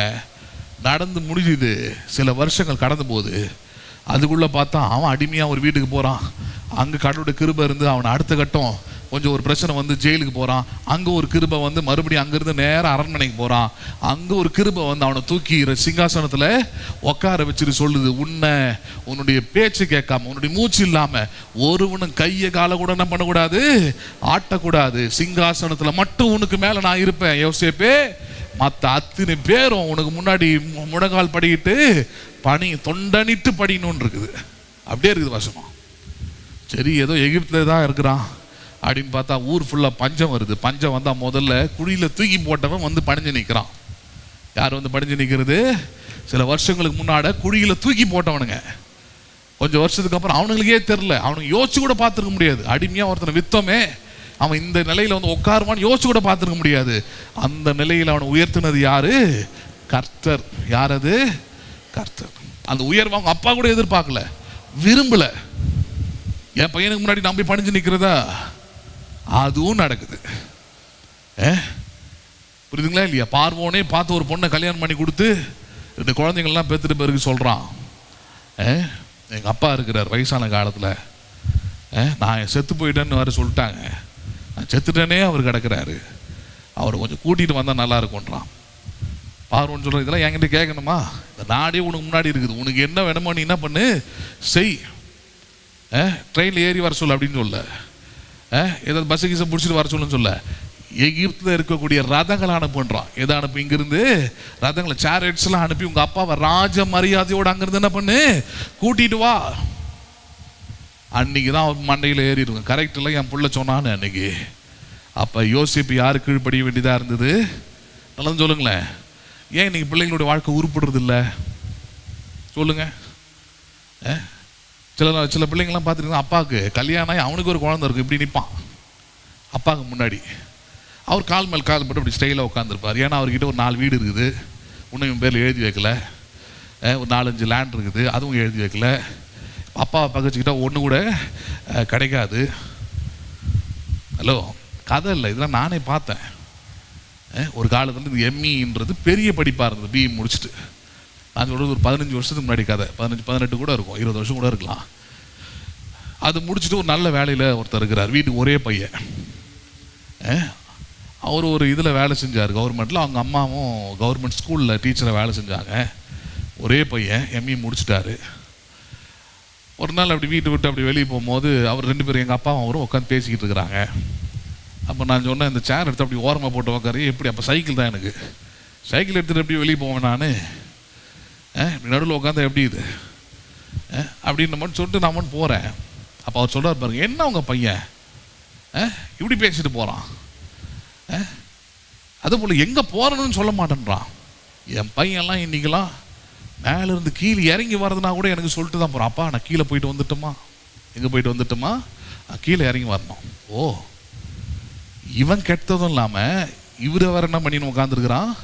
இவர் ஒரு வழியில் கொண்டு வரதே கஷ்டம், இவரை வேறு கெடுத்துன்னு உட்காந்துருக்குறான். எங்கங்கிறதுலாம் எனக்கு சூனியம் வச்சானுங்க தெரியுமா? இது ஒரு சூனியம் அது. அப்போ அவர் சொல்கிறாரு, எம்இ படித்த என் பையன் என் கண்ணை கூட பார்த்து பேச மாட்டான், அப்படி தலை குனிஞ்சு இப்படி தான் நிற்பான். நான் அப்படி திரும்பி பார்த்தேன் அவரை. நான் சரி, இதுக்கெல்லாம் ஒரு நாள் நீ அனுபவிப்ப, இதுக்கெல்லாம் ஒரு நாள் என்ன பண்ணுவேன் நீ? ஆமாம், எல்லாத்துக்கும் அவன் உண்டு. ஆண்டவர் நினச்சிருந்தானா ஆதாம இதே மாதிரி வளர்த்துருக்கலாம். டேய், நான் வரும்போது அப்படி கை காட்டின்னு தலை குனிஞ்சுன்னா பண்ண நெல்லு. அப்படியே இருக்குது வசனம். பகலின் குளிர்ச்சியான வேலையிலே தேவன் ஆதாமோடு கூட உலாவி கொண்டிருந்தார். எப்படி இருந்தார்? ஒரு ஃப்ரெண்ட்ஸுக்கு தான் அந்த அந்த அந்த போர்ட்ரேட் கிடைக்கும். எங்கடா சுற்றிக்கிட்டு இருக்கிறீங்க ஃப்ரெண்ட்ஸோடன்னு வாங்களே, அந்த மாதிரி கடவுள் ஆதாம் ஏவாளோடு கூட உலாவிக்கிட்டு இருந்தார். அவர் நினச்சாருன்னா கட் அண்ட் ரைட்டாக அப்படி தலை குனிஞ்சு நிற்கிற மாதிரி பண்ணிக்கலாம், ஸ்ட்ரிக்ட் ஆஃபீஸர் மாதிரி இருந்திருக்கலாம். அப்படி பண்ணும்போது அந்த மனுஷனுக்குள்ள இருக்கிற அறிவு, வளர்ச்சி, ஆற்றல் எல்லாவற்றையும் என்ன பண்ணிட்டோம், நம்ம மழுங்கடிச்சிடறோம். அவன் ஒரு அடிமையிலும் அடிமையாக தான் வளருவான் அவன். இது எப்போ தெரியுமா பார்த்தேன்? ஒரு 10 வருஷம் இந்த சம்பவம் நடந்து 10 வருஷம் கழிச்சு அவர் கல்யாணம் ஆயிடுச்சு. அவர் கல்யாணம் ஆகிட்டு நம்ம ஊரில் அலங்காரன்னு ஒரு கடை இருக்குது, அந்த கடைக்கு நான் அப்படி ஏறி போகிறேன். வெளியே குழந்தை வச்சுக்கிட்டு அவர் நின்றுக்கிட்டு இருந்தார். பார்த்தேன் அவரை. சரி, நமக்கு ஏன் இந்த மனுஷங்கிட்ட பேச்சு, நம்ம வாங்க ஒரு ஷூ வாங்க வந்தோம், அதை வாங்க போகலாம் நேரம் அப்படின்னு உள்ளே போனேன். நான் உள்ளே போனால் அவங்க மனைவி அங்கே உட்காந்துருந்தது. பேர் விட்டு தான் கூப்பிடுது, பேர் வானா, பேர் ஏய் உள்ளவா அப்படின்ச்சு. யாரை கூப்பிடுது எனக்கு தெரியாது அவங்க மனைவின்ட்டு.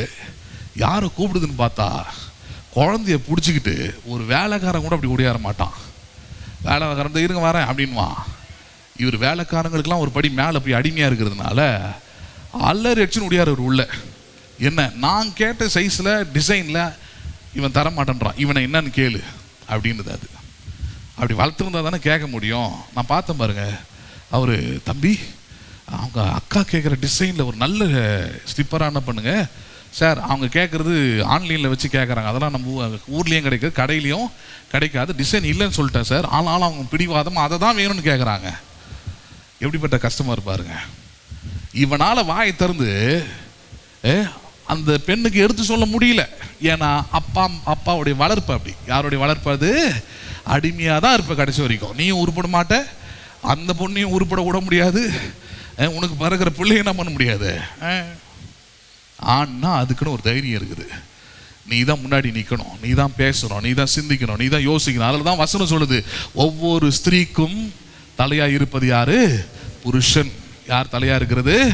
தலைனா என்ன அர்த்தம்? சிந்திக்கிறவன், யோசிக்கிறவன், நல்ல காரியங்களை எடுத்து சொல்றவன், அறிவை புகட்டுறவன், ஞானத்தை சொல்லி கொடுக்குறவன், கற்றுக் கொடுக்கிற இடத்துல இருக்க வேண்டியது யாரு?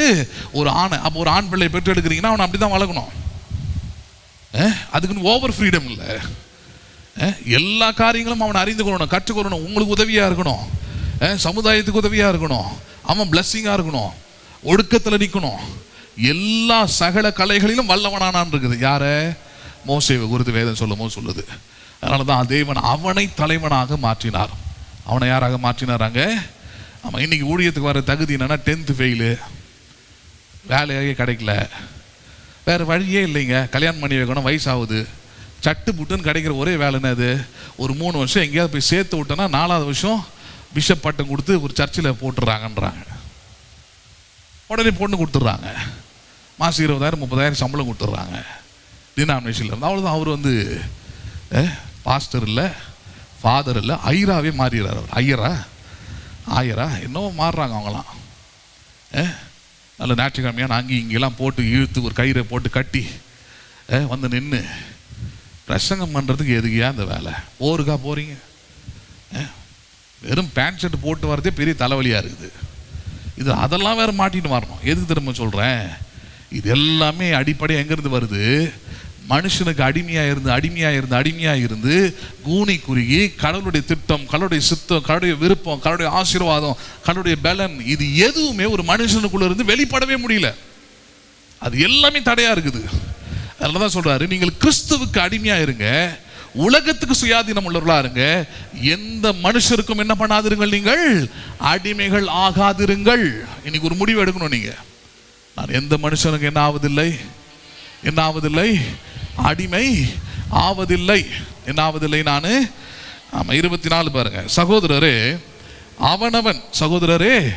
அவனவன் தன் அழைக்கப்பட்ட நிலைமையிலே தேவனுக்கு முன்பாக என்ன பண்ண கடவன்? அவன் நிலைத்திருக்க கடவன். இதுதான் முதல்ல 20 ஆரம்பிச்சார். உங்களுடைய அழைப்பு என்ன தெரியுமா? சிம்பிளா சொல்றேன், தேவனுக்கு அடிமைகளாக இருங்கள், ஒரு மனுஷனுக்கும் அடிமைகள் ஆகாதிருங்கள். என்ன ஆகாதிருங்கள்? நீங்கள் அடிமைகள்லாம் முழுவதுமாக அர்ப்பணித்து வாழ்வது. அவங்க சொல்றதை தவிர, அவர் செய்யறதை தவிர நானா அறிவையோ எதுவுமே பயன்படுத்த மாட்டேன்னு வாழ்வது. இல்லை, என் புருஷன் வந்து சர்ச்சுக்கு போவானான்னு சொல்லிட்டாரு, அதெல்லாம் அவர் சொல்லக்கூடாது. சார், நாளைக்கு உங்கள் புருஷன் தூக்கு மாட்டிட்டு தொங்குன்றாரு, அந்த அளவுக்கு நல்லவங்க யாராவது இருக்கிறீங்களா? கை தூக்கும் பார்ப்போம். சர்ச்சுக்கு போவானான்னு சொல்லிட்டாரு, வரமாட்டேன்றீங்க. தூக்கு மாட்டிட்டு தொங்குன்னு சொல்றாரு, எலக்ட்ரிக் ஒயரில் கை வைக்கின்றாரு. ஹலோ, பிசாசு சொன்ன மாதிரி உயரமான இடத்துல தாழ கீழே குதிங்கன்றாரு. அந்த மாதிரி நல்லவங்களா யாராவது இருக்கிறீங்களா? அதெல்லாம் ஏன் செய்ய மாட்டேன்றீங்க? செய்ய வேண்டியதானே. சர்ச்சுக்கு வரமாட்டேன்றது மட்டும் கண்ணு கருத்துமா முடிவு எடுக்கிறீங்களே? புருஷன் சொல்லிட்டார், அவ்வளோதான், அவரு தான். அவரை மீறி நான் என்ன பண்ண முடியும்? எக்ஸ்ட்ரீமாக பேச வேணாம்னு நினைக்கிறேன் நான். ஒரு கட்டம் வரும், அப்போ நீங்கள் யாருக்கு அடிமையாக இருந்தீங்களா அவர் இல்லாமல் போயிடுவார். ஹலோ, வாழ்க்கை இருளாக மாறிடும், எதன் மேலேயும் நம்பிக்கை இல்லாமல் போயிடும், நீங்களே பாழுங்கணத்தில் விழுந்ததுக்கு சமமாக இருக்கும் அந்த வாழ்க்கை. அதனால தான் இன்னைக்கு எல்லாம் இருக்கும் போதே ஒரு முடிவுக்கு வாங்க. என் புருஷனுக்கு கீழ்ப்படிக்கலாம், என் பிள்ளைகளுக்கு நான் நல்ல பெற்றோராக இருக்கலாம், என் பெற்றோருக்கு நான் கனம் பண்ணலாம், எல்லாம் ரைட்டு. ஆனால் அடிமைகளாக இருப்பதில்லை. நான் அடிமையாக இருப்பது என்னுடைய கர்த்தருக்கு மட்டுமே. யாருக்கு மட்டுமே?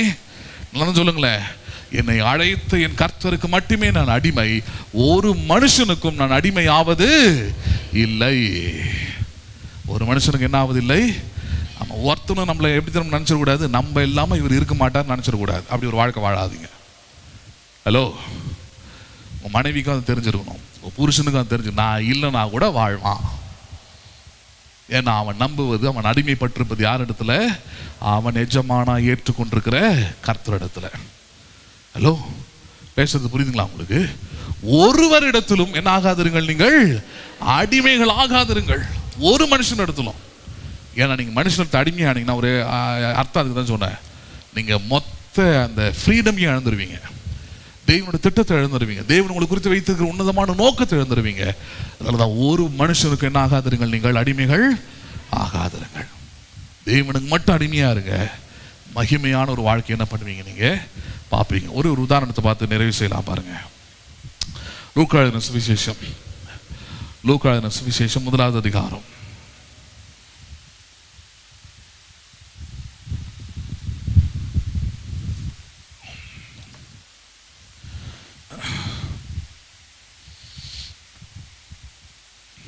லூக்கா எழுதின சுவிசேஷம் 1வது அதிகாரம் 35 பாருங்க. தேவதூதன் அவளுக்கு பிரதியுத்தரமாக, பரிசுத்த ஆவி உன்மேல் வரும், உன்னதமானவருடைய பலன் உன்மேல் நிழலிடும், ஆதலால் உன்னிடத்தில் பிறக்கும் பரிசுத்தம் உள்ளது தேவனுடைய குமாரன் எனப்படும். இதோ உன் இனத்தாளாய் இருக்கிற எலிசபெத் தன் முதிர் வயதிலே ஒரு புத்திரனை கர்ப்பம் தரித்திருக்கிறாள். மலடி எனப்பட்ட அவளுக்கு இது 6ஆம் மாதம், தேவனாலே கூடாத காரியம் ஒன்றும் இல்லை என்றார். சரி, இந்த சம்பவம் எல்லாருக்குமே தெரியும். கன்னிகையாகிய மரியாள் அவனை கண்ட்ரோல் பண்ணு, இப்போ என்ன பண்ணிக்கிட்டு இருக்கிற நீ உட்காந்துக்கிட்டாங்க. கன்னிகையாகிய மரியாள் தேவதூதன் முதல்ல அவனை சந்திக்கிறாரு. அவளுக்கு அந்த அனுபவம் கிடையாது. அந்த அனுபவத்தில் அவனுக்கு சொல்லப்படுற வார்த்தையில் அவன் ரொம்ப குழம்பு போறான். என்னது, இது வரைக்கும் அவன் எந்த ஆணுடைய தொடர்புலும் இல்லை, யாரையும் திருமணம் பண்ணிக்கல. அப்படி ஒரு கன்னிகையா இருக்கிற ஒருத்திக்கிட்ட வந்து தேவதூதன் சொல்றான், நீ இதோ ஒரு குமாரனை பெறுவாய் அப்படின்றார். நீ இதோ ஒரு குமாரன் என்ன பண்ணுவாய், பெறுவாய், அவருக்கு இயேசு என்று பெயரிடுவாயாக அப்படின்றார். எவ்வளோ அதிர்ச்சியா இருக்கும் யோசிச்சு பாருங்க. பேசுறது புரியுதுங்களா? ஒரு கல்யாணம் ஆனவங்கிட்ட போயிட்டு நீ ஒரு குமாரனை பெறுவாய் அப்படின்னா கூட நம்பிட்டு உட்காந்துருக்கலாம், அது அவசியமானது. கல்யாணமே ஆகாத ஒரு ஆளுகிட்ட போயிட்டு ஹலோ நீ ஒரு குமாரனை பெறுவாயின்னு அவங்க எப்படி யோசிக்கலாம்? கல்யாணம் ஆகிட்ட பிறகு நமக்கு ஒரு கல்யாணம் ஆகும், ஆன பிறகு நமக்கு ஒரு குமாரன் பிறப்பான்றதை சொல்றாங்கன்னு அப்படி யோசிக்கலாம். இப்ப இவளுக்கு பாருங்க ஒரு ஆப்ஷனே இல்லைங்க. இவ ஒரு கன்னிகையா இருக்கிறா, ஒரு அறையில் இருக்கிறா, இவகிட்ட நேரடியாக தேவதூதன் சொல்றா, நீ ஒரு குமாரனை பெறுவாய், அவருக்கு இயேசு என்று பெயரிடுவாயாக. இப்ப முதல் குழப்பம் எப்படி ஆகும்? அவன் கேட்ட கேள்வி அதான், how it happens. அதான் சொன்னேன் நான், அடிமை ஆகலைன்னா இந்த கேள்வி கேட்கறது, சந்தேகப்படுறது, பயப்படுறது, முக்கியமாக கடவுளுடைய திட்டங்களை முழுமையாக ஏற்றுக்கொள்ளக்கூடிய மனநிலைமை கூட நமக்கு இல்லாமல் போயிடும் பாருங்க. அடிமைகள் அப்படி இருக்க முடியும். அடிமைகள்லாம் முழுசு நம்புவாங்க, முழுசு ஏற்றுக்கொள்வாங்க. இதே மரியாள் அடிமையாக இருந்திருந்தா என்ன பண்ணியிருப்பா? தேவதூதன் சொன்ன உடனே குமாரனை பெறுவாய்னா, ஆமாண்டவரே நான் ஒரு குமாரனை பெறுவேன்னு இருப்பா. ஏன்னா அடிமை அப்படிதான் பேசுவா, அடிமை அப்படிதான் யோசிப்பா, அடிமை அப்படிதான் நடந்துவா. இவ கேள்வி கேட்க ஆரம்பிச்சிட்டா, எப்படி ஆகும், எப்படி முடியும்னு ஒன்று. அதுக்கு விளக்கம் ஒன்று கொடுக்குறாரு, அதான் அற்புதமானது. அதுக்கு என்ன விளக்கம்? அதுதான் 35 வசனம். தேவ தூதன் அவளுக்கு பிரதி உத்தரமாக, பரிசுத்த ஆவி உன்மேல் வரும். யார் உன்மேல் வருவாராங்க? நல்லா புரிஞ்சுக்கணும் பாருங்க. கிறிஸ்துவ வாழ்க்கைக்கு வர்றதுக்கு முன்னாடி நம்ம உலகத்துக்கு அடிமைப்பட்டிருப்போம், உலகத்தின் உறவுகளுக்கு அடிமைப்பட்டிருக்கோம், மனுஷருக்கு அடிமைப்பட்டிருப்போம். அவங்க இல்லைன்னா வாழ்க்கையிலன்ற ஒரு வாழ்க்கையை தான் வாழ்ந்திருப்போம். அப்படி ஒரு வாழ்க்கை இருந்தால் கடவுள் நம்மளை பிரித்தெடுத்து ரட்சிப்பை தந்து பரிசுத்த ஆவியினர் இப்போ கொடுத்துருக்கிறாரு. உங்களுக்குள்ளே பரிசுத்த ஆவி இருந்தால், ஹலோ உங்களுக்குள்ளே யார் இருந்தால் பரிசுத்த ஆவி இருந்தால், உங்களுக்கு முதல்ல அவர் காண்பிக்க போறது என்ன தெரியுமா? இதுதான். என்னது? உன்னதமானவருடைய பலன், உன்னுடைய பலன் உன்மேல் நேரிடும். பரிசுத்த ஆவி உங்களுக்குள்ள வந்து என்ன வரும்? உன்னதமானவருடைய பலன் வந்து உங்களுக்கு ஸ்ட்ரென்த், உங்களுக்கு என்ன பண்ணும்? கிடைக்கும். தீமோத்தேயுக்கு பவுல் எழுதும்போது சொல்றாரு, தேவன் பயமுள்ள ஆவியை கொடாமல் பலனும் அன்பும் தெளிந்த புத்தியும் உள்ள ஆவியை கொடுக்கிறார். பரிசுத்த ஆவி எதை தருகிறார்? அவர் பலமுள்ள ஆவியை தருகிறார். எதை தருகிறார் அவர்? அடிமைக்கு பாருங்க பயமே கிடையாது. ஏன்? அவனுக்கு எஜமான் இருக்கிறான். என்னை தொட்டினா கேள்வி கேட்காம வருவான், என்னை தொட்டினா உன்னை அவன் தீர்த்து கட்டிடுவான். என்னை தொடுவது என் எஜமானை தொடுவதுக்கு சமம். இதெல்லாம் யாருக்கு இருக்கும்? அடிமைக்கு இருக்கக்கூடிய தைரியம். வேலைக்காரர் அப்படி சொல்ல முடியாது. நான் தொட்டினா எங்கள் வீட்டுக்கார் ஓனர், அதெல்லாம் வர முடியாது. வந்தியா, வேலை செஞ்சியா, டீயை குடிச்சியா, கிளம்பி போயிட்டு அடுத்த வேலையை பாரு, அவ்வளோதான். இதுதான் வேலைக்காரங்களுக்கு. ஸ்லேவுக்கு அப்படி கிடையாது. அவன் என்னுடைய அடிமை, எனக்கு அடிமை. அவனை நல்லா பார்த்துக்க வேண்டியது என் கடமை. அவன் என்னையே சார்ந்து இருக்கிறான், என்னையே நம்பி இருக்கிறான். நான் சொல்றது ஒன்றையும் சந்தேகப்பட மாட்டான். அவனுக்குள்ள பயம்ன்றது ஒன்று கிடையவே கிடையாது. ஏன்னா அவன் எஜமானுக்கு தன்னை முழுமையாக அர்ப்பணித்து வாழக்கூடிய அடிமை.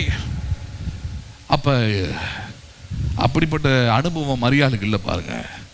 அவளுக்கு சொல்லப்படுகிறது, உன்னதமானுடைய பலன் உனக்கு வந்து நிழலிடும், ஆதலால் உன்னிடத்தில் பிறக்கிற பரிசுத்த குமாரன் என்னப்படும் எல்லாம் சொல்லிட்டு இதெல்லாம் சொன்ன உடனே 37 வசனம் சொல்றார். 37 தேவனாலே கூடாத காரியம், நீ தேவனுக்கு உன்னை முழுமையாக அர்ப்பணிச்சிருந்த அப்படிலாம் கேள்வி கேட்க மாட்டேன், இப்படிலாம் யோசிக்க மாட்டேன், இப்படிலாம் சாக்கு போக்கு சொல்ல மாட்டேன். முழுமையாக அர்ப்பணிக்காதனால தான் 1000 குறைகள், 1000 சாக்கு போக்குகள் வருது. கடவுளுக்கு உன்னை முழுமையாக அர்ப்பணித்திருந்தால், நீ கடவுளுக்கு அடிமையானவளாக இருந்தால், ஹலோ எந்த சாக்கு போக்குங்க வரப்போறது இல்லை. ஏன்னா கடவுளை விட, எஜமானை விட பெரியவன் யாருமே உங்களுக்கு இருக்கவே முடியாது. தேவனுக்கு அடிமையாக இருந்தால். யாருக்கு அடிமையாக இருந்தால்? ஒரு அடிமை ஒருத்தனுக்கு அடிமை ஆயிட்டானா, அவனுடைய எஜமானை தவிர பெரிய ஆள் அவனுக்கு யாருமே, சீஃப் மினிஸ்டரே வந்தாலும் சரி, அவனுக்கு அடிமை இல்லை. யாருக்கு தான் அடிமை? என் எஜமானுக்கு தான் அடிமை. அவனுக்கு தான் நான் கீழ்ப்படியணும், அவனுக்கு தான் என்னை அர்ப்பணித்திருக்கிறேன். உலகத்துக்கு அவன் சீஃப் மினிஸ்டர், எனக்கு அவன் சீஃப் மினிஸ்டர் கிடையாது. பேசுறது அந்த அளவுக்கு அவன் தெளிவா இருப்பான். மரியாள் எடுத்து அப்படித்தான் பேசுறாரு. பரிசுத்த ஆவியின் மேல வருவாரு, பலனை தருவாரு. தேவனாலே கூடாத காரியம் ஒன்றும் இல்லைன்னு சொன்ன உடனே இப்ப கவனிங்க, ரெஸ்பான்ஸ் கவனிங்க. இப்ப பிரசங்கமா இருந்தா அவனும் பண்ணிட்டான், இப்ப உடனே அவர் சொன்ன வார்த்தை என்ன தெரியுமா? 38. அதற்கு மரியாள், இதோ நான் ஆண்டவருக்கு, நல்லா சொல்லுங்களேன், யாருக்கு அடிமை நானு? இப்ப புரியுதுங்களா? இயேசு யாருக்கிட்ட பிறந்தாருண்டு? 1000 கன்னிகைகள் இருந்தாங்க. ஒருவேளை இவ அடிமையாக தன்னை அர்ப்பணிக்கவில்லை என்றால் கண்டிப்பா ரிஜெக்டட் கேஸ் தான் இது. இதுக்கு முன்னாடி எடுத்து நீ ரிஜெக்ட் ஆயிருக்குன்னு நமக்கு தெரியாது. ஆனால் மரியாள் இடத்தில் இயேசு பிறக்க வேண்டிய காரணம் என்ன? மரியாள் தன்னை கடவுளா உணரல. மரியாள் தன்னை ரொம்ப விசேஷமானவளாக உணரவில்லை. மரியாள் ஒரே ஒரு காரியத்தை தான் உணர்ந்தாள், விசுவாசித்தாள். அது என்ன தெரியுமா? நான் என் ஆண்டவருக்கு அடிமை. I am slave to my Lord. என் ஆண்டவருக்கு யாரா இருக்கிறேன் நானு? என் ஆண்டவருக்கு யாரா இருக்கிறேன் நானு? அப்படிப்பட்ட மரியாள்கள் இடத்துல தான் இயேசு பிறக்க முடியும். அப்படிப்பட்ட அடிமைகள் எடுத்திருந்து தான் இயேசுடைய கிருபை, இயேசுவின் மகிமை, இயேசுவின் காருண்யம் எல்லாமே வெளிப்படும். நல்லா புரிஞ்சுக்கிடுங்க. மரியாளை போல நான் ஆண்டவருக்கு அடிமை என்று வாழக்கூடிய விசுவாசியுடைய வாழ்க்கையில தான் தேவனுடைய மகிமையை பார்க்க முடியும், இயேசுவை பார்க்க முடியும். இல்லைன்னா பார்க்க முடியாது. என்னதான் ஜெபம் பண்ணுங்க, என்னதான் ஆவியில் நிறைங்க, அதெல்லாம் உங்களுக்கு தகுதி கிடையாது. இயேசு உங்கள் வாழ்க்கையில வெளிப்பட வேண்டும் என்றால், இயேசுவின் கிருபை வெளிப்படணும்னா, இயேசுவின் நன்மைகள் வெளிப்படணும்னா, இயேசுவின் ஆசீர்வாதங்கள் வெளிப்படணும்னா, you should admire yourself. நீங்கள் உங்களை எப்படி தெரியுமா கடவுளுக்கு முன்னாடி அர்ப்பணிக்கணும்? ஆண்டவரே, நான் உமக்கு அடிமை. யாரா இருக்கிறேன் நானு? நான் அடிமை ஆண்டவரே. என்னை ஆளுகை செய்யுங்க, என் ஆட்கொள்ளுங்க, என் உள்ளத்தை ஆட்கொள்ளுங்க, சிந்தனை ஆட்கொள்ளுங்க, என் சுவாபங்களை ஆட்கொள்ளுங்க, என் வாழ்க்கையை ஆண்டு கொள்ளுங்க.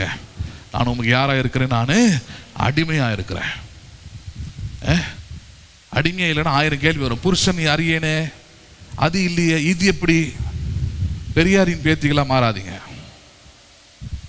ஹலோ, அவர் தான் சொல்லிட்டார், ஏன், எதற்கு, எப்படின்னு கேள்வி கேட்கணும்.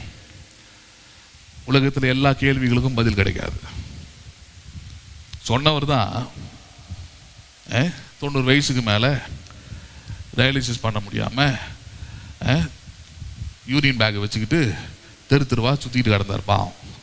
ஏன், எதற்கு, எப்படின்னு கேள்வி கேட்க வேண்டும் தானே பேசுறது. புரியுதா இல்லையா? எது அவர்கிட்ட சில நல்லது இருக்குது, அது மட்டும் எடுத்து அதை நிப்பாட்டிக்கணும். எனக்கு ஒரே ஒரு சந்தோஷம் என்ன தெரியுமா? இவ்வளோ நாள் பெரியாரிசம், திராவிடசம், எங்களால் தான் இந்த நாடு இது ஆட்சி போச்சுன்னு நானுங்க. நான் கூட ஆமாம்மா, பெரியார் ஏதோ கொஞ்சம் திருத்திட்டார், கொஞ்சம் மாறிட்டாங்கன்னு நினச்சேன். நீங்கள் வேற, உலகத்தில் இருக்கிற மொத்த தற்குறி இங்கே தான் இருக்குது. உலகத்தில் தேடினாலும் கிடைக்காது இந்த மாதிரி ஒரு வடிகட்டின கேஸுங்கள. ஒரு லூஸ் வந்தான் இல்லையா? இப்போ அவன் வந்ததுக்கு அப்புறம் தான் இன்னைக்கு காலையில் கூட ஒரு வீடியோ பார்த்தேன். நான் எலெக்ஷனோட இந்த இம்செல்லாம் முடிஞ்சிடும்னு பார்த்தேன். அவன் எலெக்ஷன் முடிஞ்ச பேருக்கு தான் இன்னும் உக்கரமாக எகிறானுங்க. எங்கள் அண்ணன் மட்டும் முதல்ல ஆவலைன்னா நானும் விஷம் குடிச்சு என் 2 குழந்தைகளுக்கும் விஷம் கொடுத்துட்டு சாவேன்னு ஒரு பொம்பளை சப்ளை பண்ணலான்னு இருக்கிறேன். வேணா கேளுமா, நான் இங்கேருந்து கொடுத்து அனுப்புகிறேன். ஏன்னா நீங்களாம் முதல்ல கிளம்புங்க. நீங்கள் புரியுதா இல்லையா? இந்தியாவில் எந்த மாநிலத்திலும் இவ்வளோ வசதிகள் கிடையவே கிடையாது. அதுதான் வெளியே போகணுன்னு சொல்லுவேன் நான். இங்கேயே சம்பாதிக்கிறது, இங்கேயே தூங்குறது, இங்கேயே ஏதாவது மெஸ்ஸில் இட்லி வாங்கி தின்னுபிட்டு அப்புறம் என்ன பண்ணுறது, இங்கே குறையும் சொல்கிறது. இது ஒன்றுமே இல்லைங்க. ஃபாரின்லாம் நீங்கள் அங்கே போய் பார்த்துருக்கிறீங்களா? நீங்கள் அந்த லெவலுக்குலாம் போங்க, இந்தியாவுக்குள்ளே போங்க, தமிழ்நாட்டு பார்டர் தாண்டுங்க, இந்த பக்கம் ஓசூர் தாண்டுங்க, நீங்கள் இந்த பக்கம் ஓங்கல் தாண்டுங்க. போனீங்கன்னா உங்கள் நெஜ கதைன்னு தெரியும். ஒரு மெடிக்கல் ஷாப் பார்க்க முடியாது, ஒரு டாக்டரை பார்க்க முடியாது, ஒரு கிளினிக்கை நீங்கள் பார்க்க முடியாது, ஒரு நல்ல ஹோட்டலை நீங்கள் பார்க்க முடியாது. கவர்மெண்ட் ஹாஸ்பிட்டல்னு போனீங்கன்னா வெறும் 10க்கு 10 சைஸில் வச்சுருப்பான். நம்ம ஊரில் வெட்னரி ஹாஸ்பிட்டலே பார்த்தீங்கன்னா அவ்வளோ ஹைடெக்காக இருக்கும். ராஜஸ்தானுக்கு போகும்போது என் கூட ஒருத்தர் வந்திருந்தார், 60 வயசில் ஒரு ரைடர். அவர் ஷூ போட்டு கால் புண்ணாயிடுச்சு. அவருக்கு 13 நாள் போட்டு கால் புண்ணாயிடுச்சு. 6ல் இன்னொரு 6 நாள் வண்டி ஓட்டி ஆகணும், ரைட் பண்ணி ஆகணும். ஓட்ட முடியல, உட்காந்துட்டார், காலில் வலிக்குது, எரியுதுன்ட்டு. உதய்பூர்னு ஒரு ஊரில் ராஜஸ்தானில் இருக்கிறோம். காலையில் அப்புறம் நான் சொன்னேன், ஆட்டோ ஏதாவது வச்சு அவரை கொண்டு போய், கூட 2 பேர் இருந்தாங்க, இங்கே தான் ஜிஹெச் எங்கே இருக்குது கண்டுபிடிச்சி மேப் போட்டு அவங்கள கொடுத்து எடுத்துன்னு போங்கன்ட்டேன். அவர் சொன்னார் பாருங்க, போயிட்டு 3/4 மணி நேரமாக நம்ம ஊர் மாதிரி நினச்சின்னு தேடி இருக்கிறார். நம்ம ஊர் மாதிரி அரசு மருத்துவமனைன்னு போர்டெலாம் வச்சு லைட்டெல்லாம் போட்டு நல்ல ரோடெல்லாம் போட்டு அப்படிலாம் இருக்கும்னு நினச்சி அந்த மாதிரி பில்டிங்கை தேடி இருக்கிறார். எதுவுமே காணும் அந்த லொக்கேஷனில். எனக்கு ஃபோன் பண்ணார், நீ அமிச்ச லொக்கேஷனில் ஹாஸ்பிட்டலே இல்லை. அப்போ தான் சொன்னேன், நீ வந்து தமிழ்நாட்டு புத்தியை மாற்றிக்கணும். நீ வந்திருக்கிறது ராஜஸ்தான். இங்கே எப்படி இதமாக இருக்கும், ஏதாவது ஒரு நம்ம ஊரில் இந்த A1 பீஃப் பிரியாணின்னு ஒரு கொட்டா மாதிரி போட்டு சின்னதாக வச்சுருப்பான் பார், எங்கேயாவது ஓரமாக ரோடு ஓரமாக, அந்த மாதிரி தான் இருக்கும். நீ வந்து பில்டிங்கை தேடினா கிடைக்காது. என்ன சொல்கிற அப்படின்னா, அப்படி தான் இருக்கும், நீ போய் பாரு அப்படின்னேன். அப்புறம் அவர் பார்த்தா அவர் சொல்கிறார், ஒரு ஸ்க்ரீன் மாதிரி இருந்தது, அதை திறந்தா அங்கே தான் கேட்டால் தான் கவர்மெண்ட் ஹாஸ்பிட்டல்னாங்கப்பா. சொல்கிறார், போனால் ஒரு கட்டில் மாதிரி இருந்தது, கயிறில் கட்டின கட்டில், அதில் உட்கார வச்சுட்டு ட்ரெஸ்ஸிங் தான் பண்ணோம், வேறு ஒன்றும் இல்லை. அந்த புண்ணை தொடச்சி ஆயின்மெண்ட் போட்டு ஒரு கட்டி ஒன்றும் அவருக்கு சொல்கிறாரு. அந்த டாக்டர்னு ஒருத்தன் வந்தான், அவனை பார்த்த உடனே நீ எதுவுமே பண்ண வேணான்னு சொல்லிட்டு மெடிக்கல் ஷாப்பில் போய் நானே எங்கேயும் தேடி கண்டுபிடிச்சி வாங்கிட்டு வந்துட்டேன், எனக்கு ரூமில் போட்டு விடு அப்படின்னாரு. ஃபோட்டோவில் எடுத்துன்னு வந்தார், என்கிட்ட இருக்குது இன்னும் அது. அதான் சொன்னேன், தெரிஞ்சா நம்ம வாழற இடம் எவ்வளோ கட்டமைப்பு ஜாஸ்தின்ட்டு நம்ம ஈஸியாக குறை சொல்லிடுறோம், வசதி இல்லை, அது இல்லை, இது இல்லைன்னு. நம்ம ஒன்று அதான் சொல்கிறோம், இவ்வளோ ஜனத்தொகைக்கு இந்த அளவுக்கு வசதி வேறு எங்குமே கிடையாது. Free treatment. ஃப்ரீன்றதை விட நம்ம சொல்கிறோம், நம்ம வரி பணத்தை தான் செய்கிறாங்க. எவ்வளோ வரி கட்டுறீங்க? உங்கள் வரி பணத்தை வச்சு என்னத்தை கட்ட முடியும்? கொஞ்சம் சொல்லு. நம்ம இப்போ எல்லாத்துக்கும் கேட்குறோம், நம்ம எங்கள் வரி பணம் தானே ஆட்டோ ஓடுது, எங்கள் வரி பணம் தானே பஸ் ஓடுது. பஸ்ஸோட வேலை எவ்வளோ தெரியுமா? அதில் வேலை செய்கிற கண்டக்டருக்கு எவ்வளோ சம்பளம் தெரியுமா?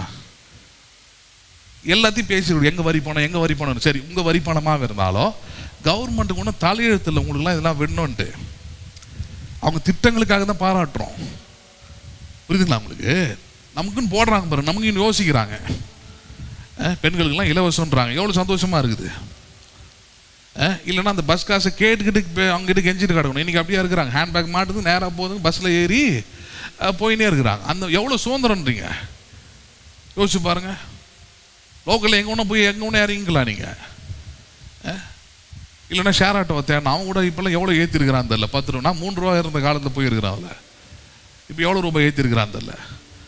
அப்போ இதெல்லாம் இந்த வசதிகளெல்லாம் பண்ணி விட்டுட்டு பார்த்தா மொத்த வாலிப பசங்க பெண்கள் அதில் எல்லாம் பார்த்தீங்கன்னா ஆம்பளைங்களே காணும். எனக்கு அதான் ஆச்சரியமாக இருக்குது. கல்யாணம் ஒருத்த கூட வர மாட்டேன்றான் அதை வெளியவே, எல்லாம் ஓடி மறைச்சிட்டான் போல. அவனுங்களுக்கு சேர்த்து இதுங்க பேசுதுங்க, கம்பேரிசன் பண்ணுதுங்களே. ஒரு அம்மா கோச்சிக்கிட்டு வரவே இல்லை சபைக்கு. அதுக்காகவே எப்படி இருந்தாலும் நான் கார்னர் பண்ணிட்டேன்னா முடிச்சு காட்டுறதே சரி முடிவில் தான் இருக்கிறேன். நான் எல்லாத்தையும் தான் பேசி ஆகணும். சபைன்னு என்ன, ஏசு கிறிஸ்து ஏறுவதை பற்றியும் பேசியிருக்கிறாரு, எல்லாரும் பற்றி தான் எல்லாத்த பற்றி தான் பேசணும், அரசியலை பற்றியும் பேசி தான் ஆகணும். அறிவு வரணும். சபைனாலே அறிவை உண்டாக்குற இடம் இது. தெளியணும். இங்கே தெளிய வச்சு புகட்டுவோம். இங்கே பேசுறது புரியுதுங்களா உங்களுக்கு? எவ்வளோ கொடூரம் அதெல்லாம். போன வாரம் திடீர்னு பார்த்தா முட்டி போடுறான், சர்ச்சுக்குள்ளே முட்டி போடனே போகிறான். ஒரே இடத்துல முட்டி போடுறதே அவ்வளோ கஷ்டமாக இருக்கும். முட்டி போட்டுக்கிட்டு 20 அடி அப்படியே முட்டி போட்டுக்கிட்டே போகிறாரு. எல்லாம் சினிமாவில் நடிச்சு பழக்கம் ஆயிடுச்சு அவனுக்கு. நம்ம ஆளுங்க ஐயோ எங்கள் தலைவன் அப்படியே முட்டி போட்டுக்கிட்டு சர்ச். எனக்கு ஒரு 2 வீடியோ ஷேர் பண்ணியிருந்தாங்க. பாருங்கள் பாஸ்டர், நீங்கள் எப்படிலாம் திட்டினீங்க. அவர் பாருங்கள் சர்ச்சுக்குள்ளே முட்டி போட்டுக்கின்னு இல்லை, மாடை கூட ட்ரெயின் பண்ண முட்டி போட்டுன்னு வரும், நாயை கூட முட்டி போட்டு ட்ரெயின் பண்ண என்ன பண்ண முட்டி போட்டுக்கிட்டு. முட்டி போகிறதுலாம் சர்ச்சில் பெரிய விஷயம் இல்லை. இந்த மாதிரி வந்து உக்காந்து பைபிளை திறந்து வசனத்தை கேட்கறது தான் பெரிய விஷயம்.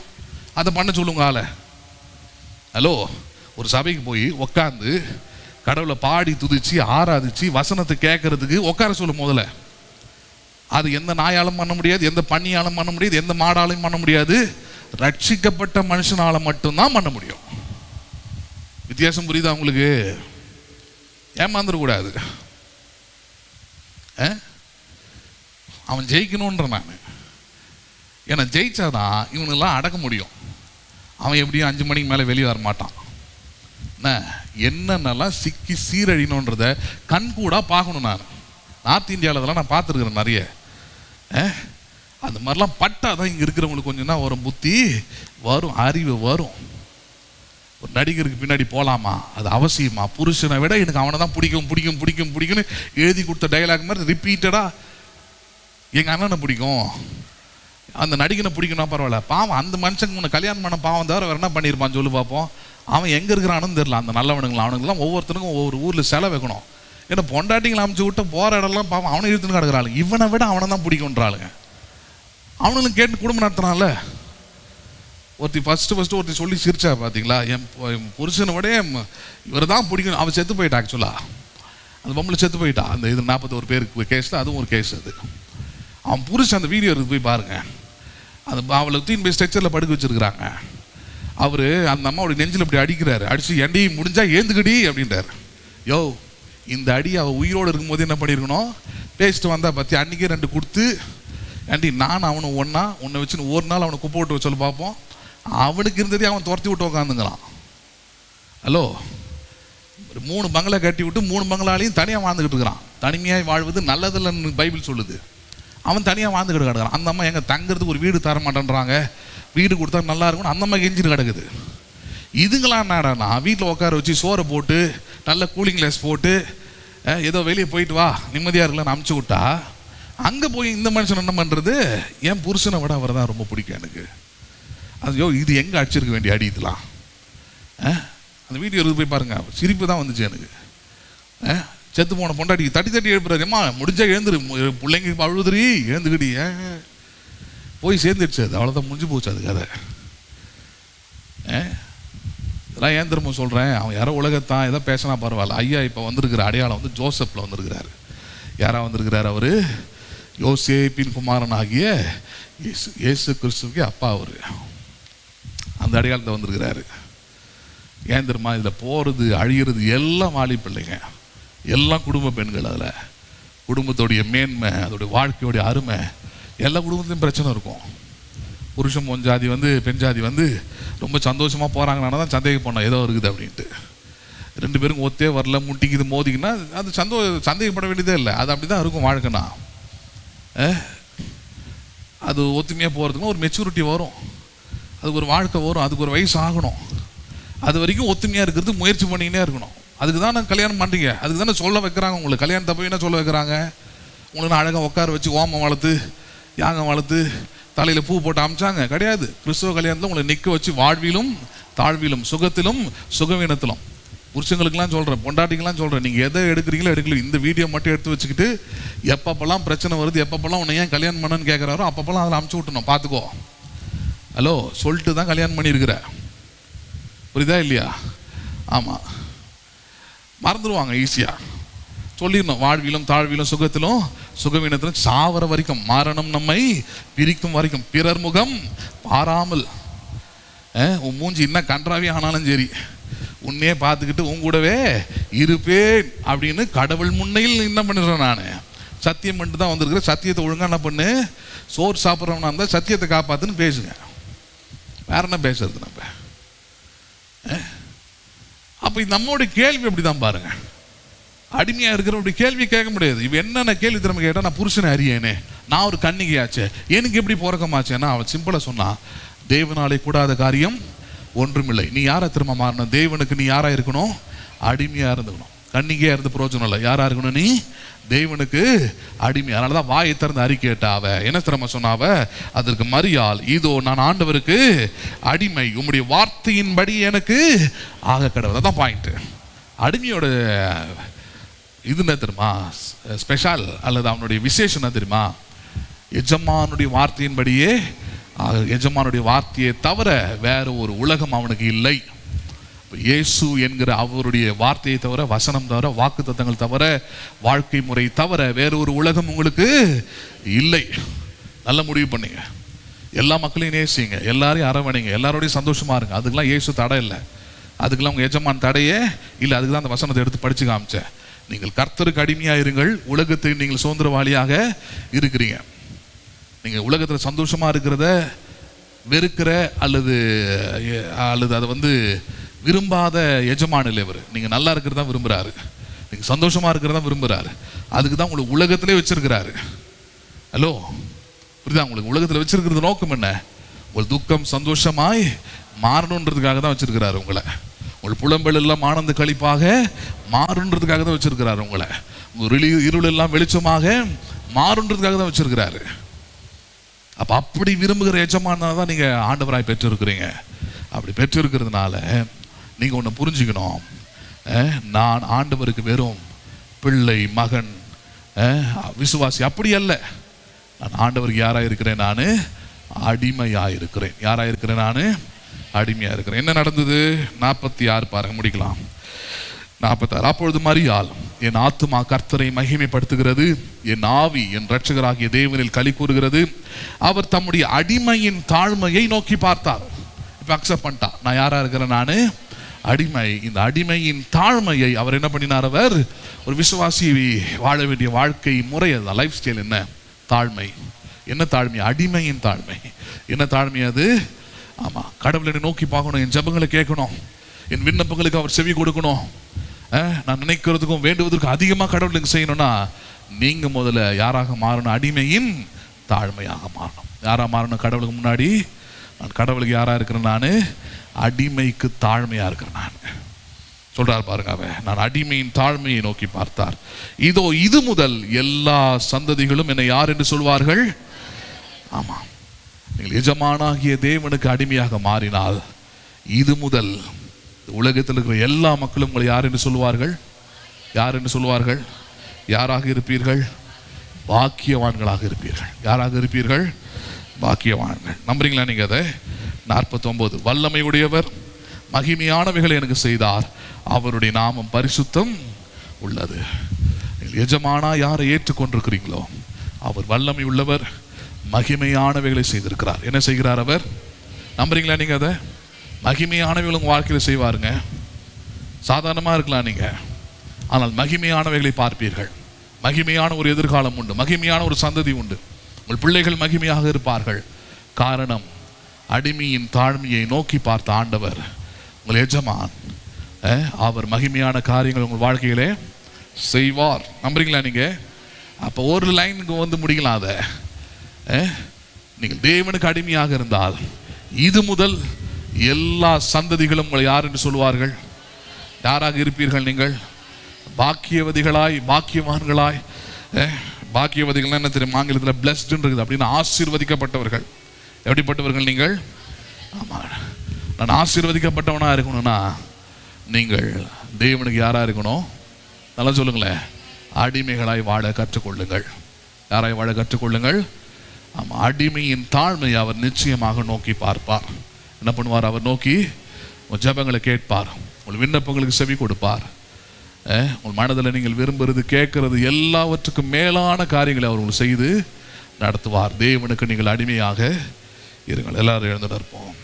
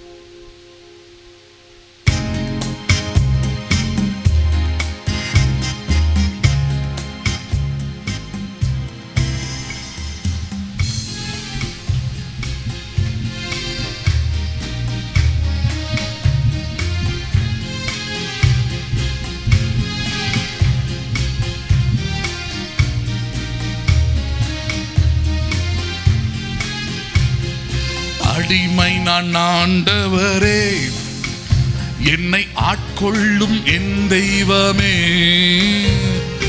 அடிமை நான் ஆண்டவரே, என்னை ஆட்கொள்ளும் தெய்வமே.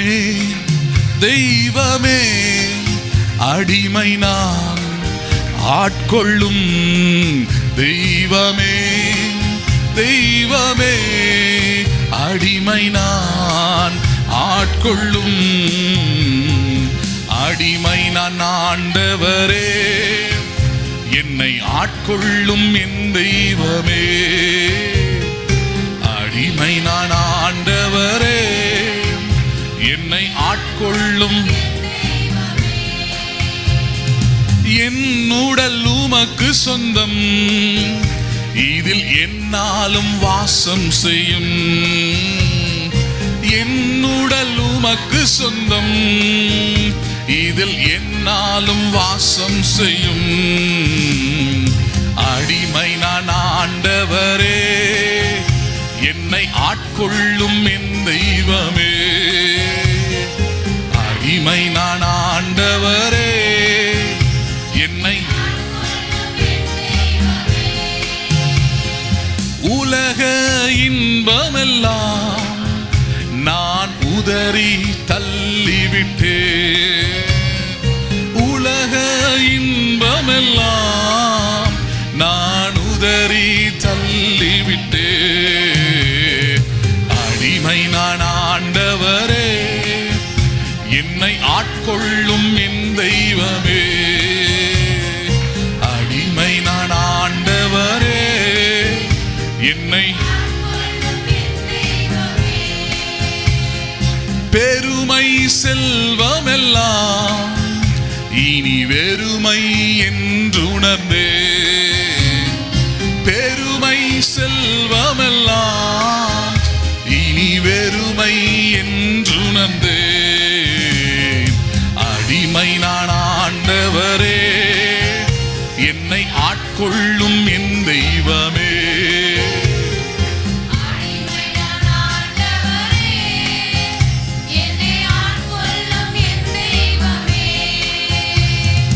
வாழ்வது நான் அல்ல, என்னில் இயேசு வாழ்கின்றீ, வாழ்வது நான் அல்ல, என்னில் இயேசு வாழ்கின்றீர். அடிமை நான் ஆண்டவரே, என்னை ஆட்கொள்ளும் என் தெய்வமே,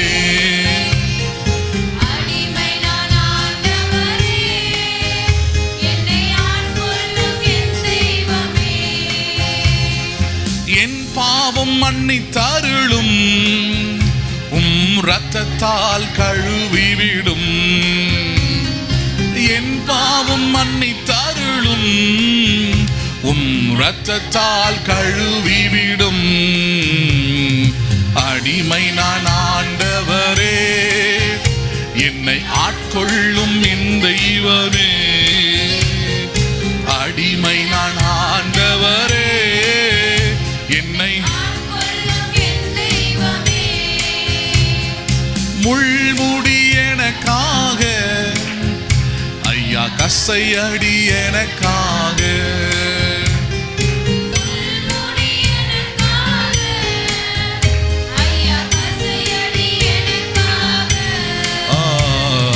அடிமை நான் ஆண்டவரே, என்னை ஆட்கொள்ளும் என் தெய்வமே, அடிமை நான் ஆண்டவரே,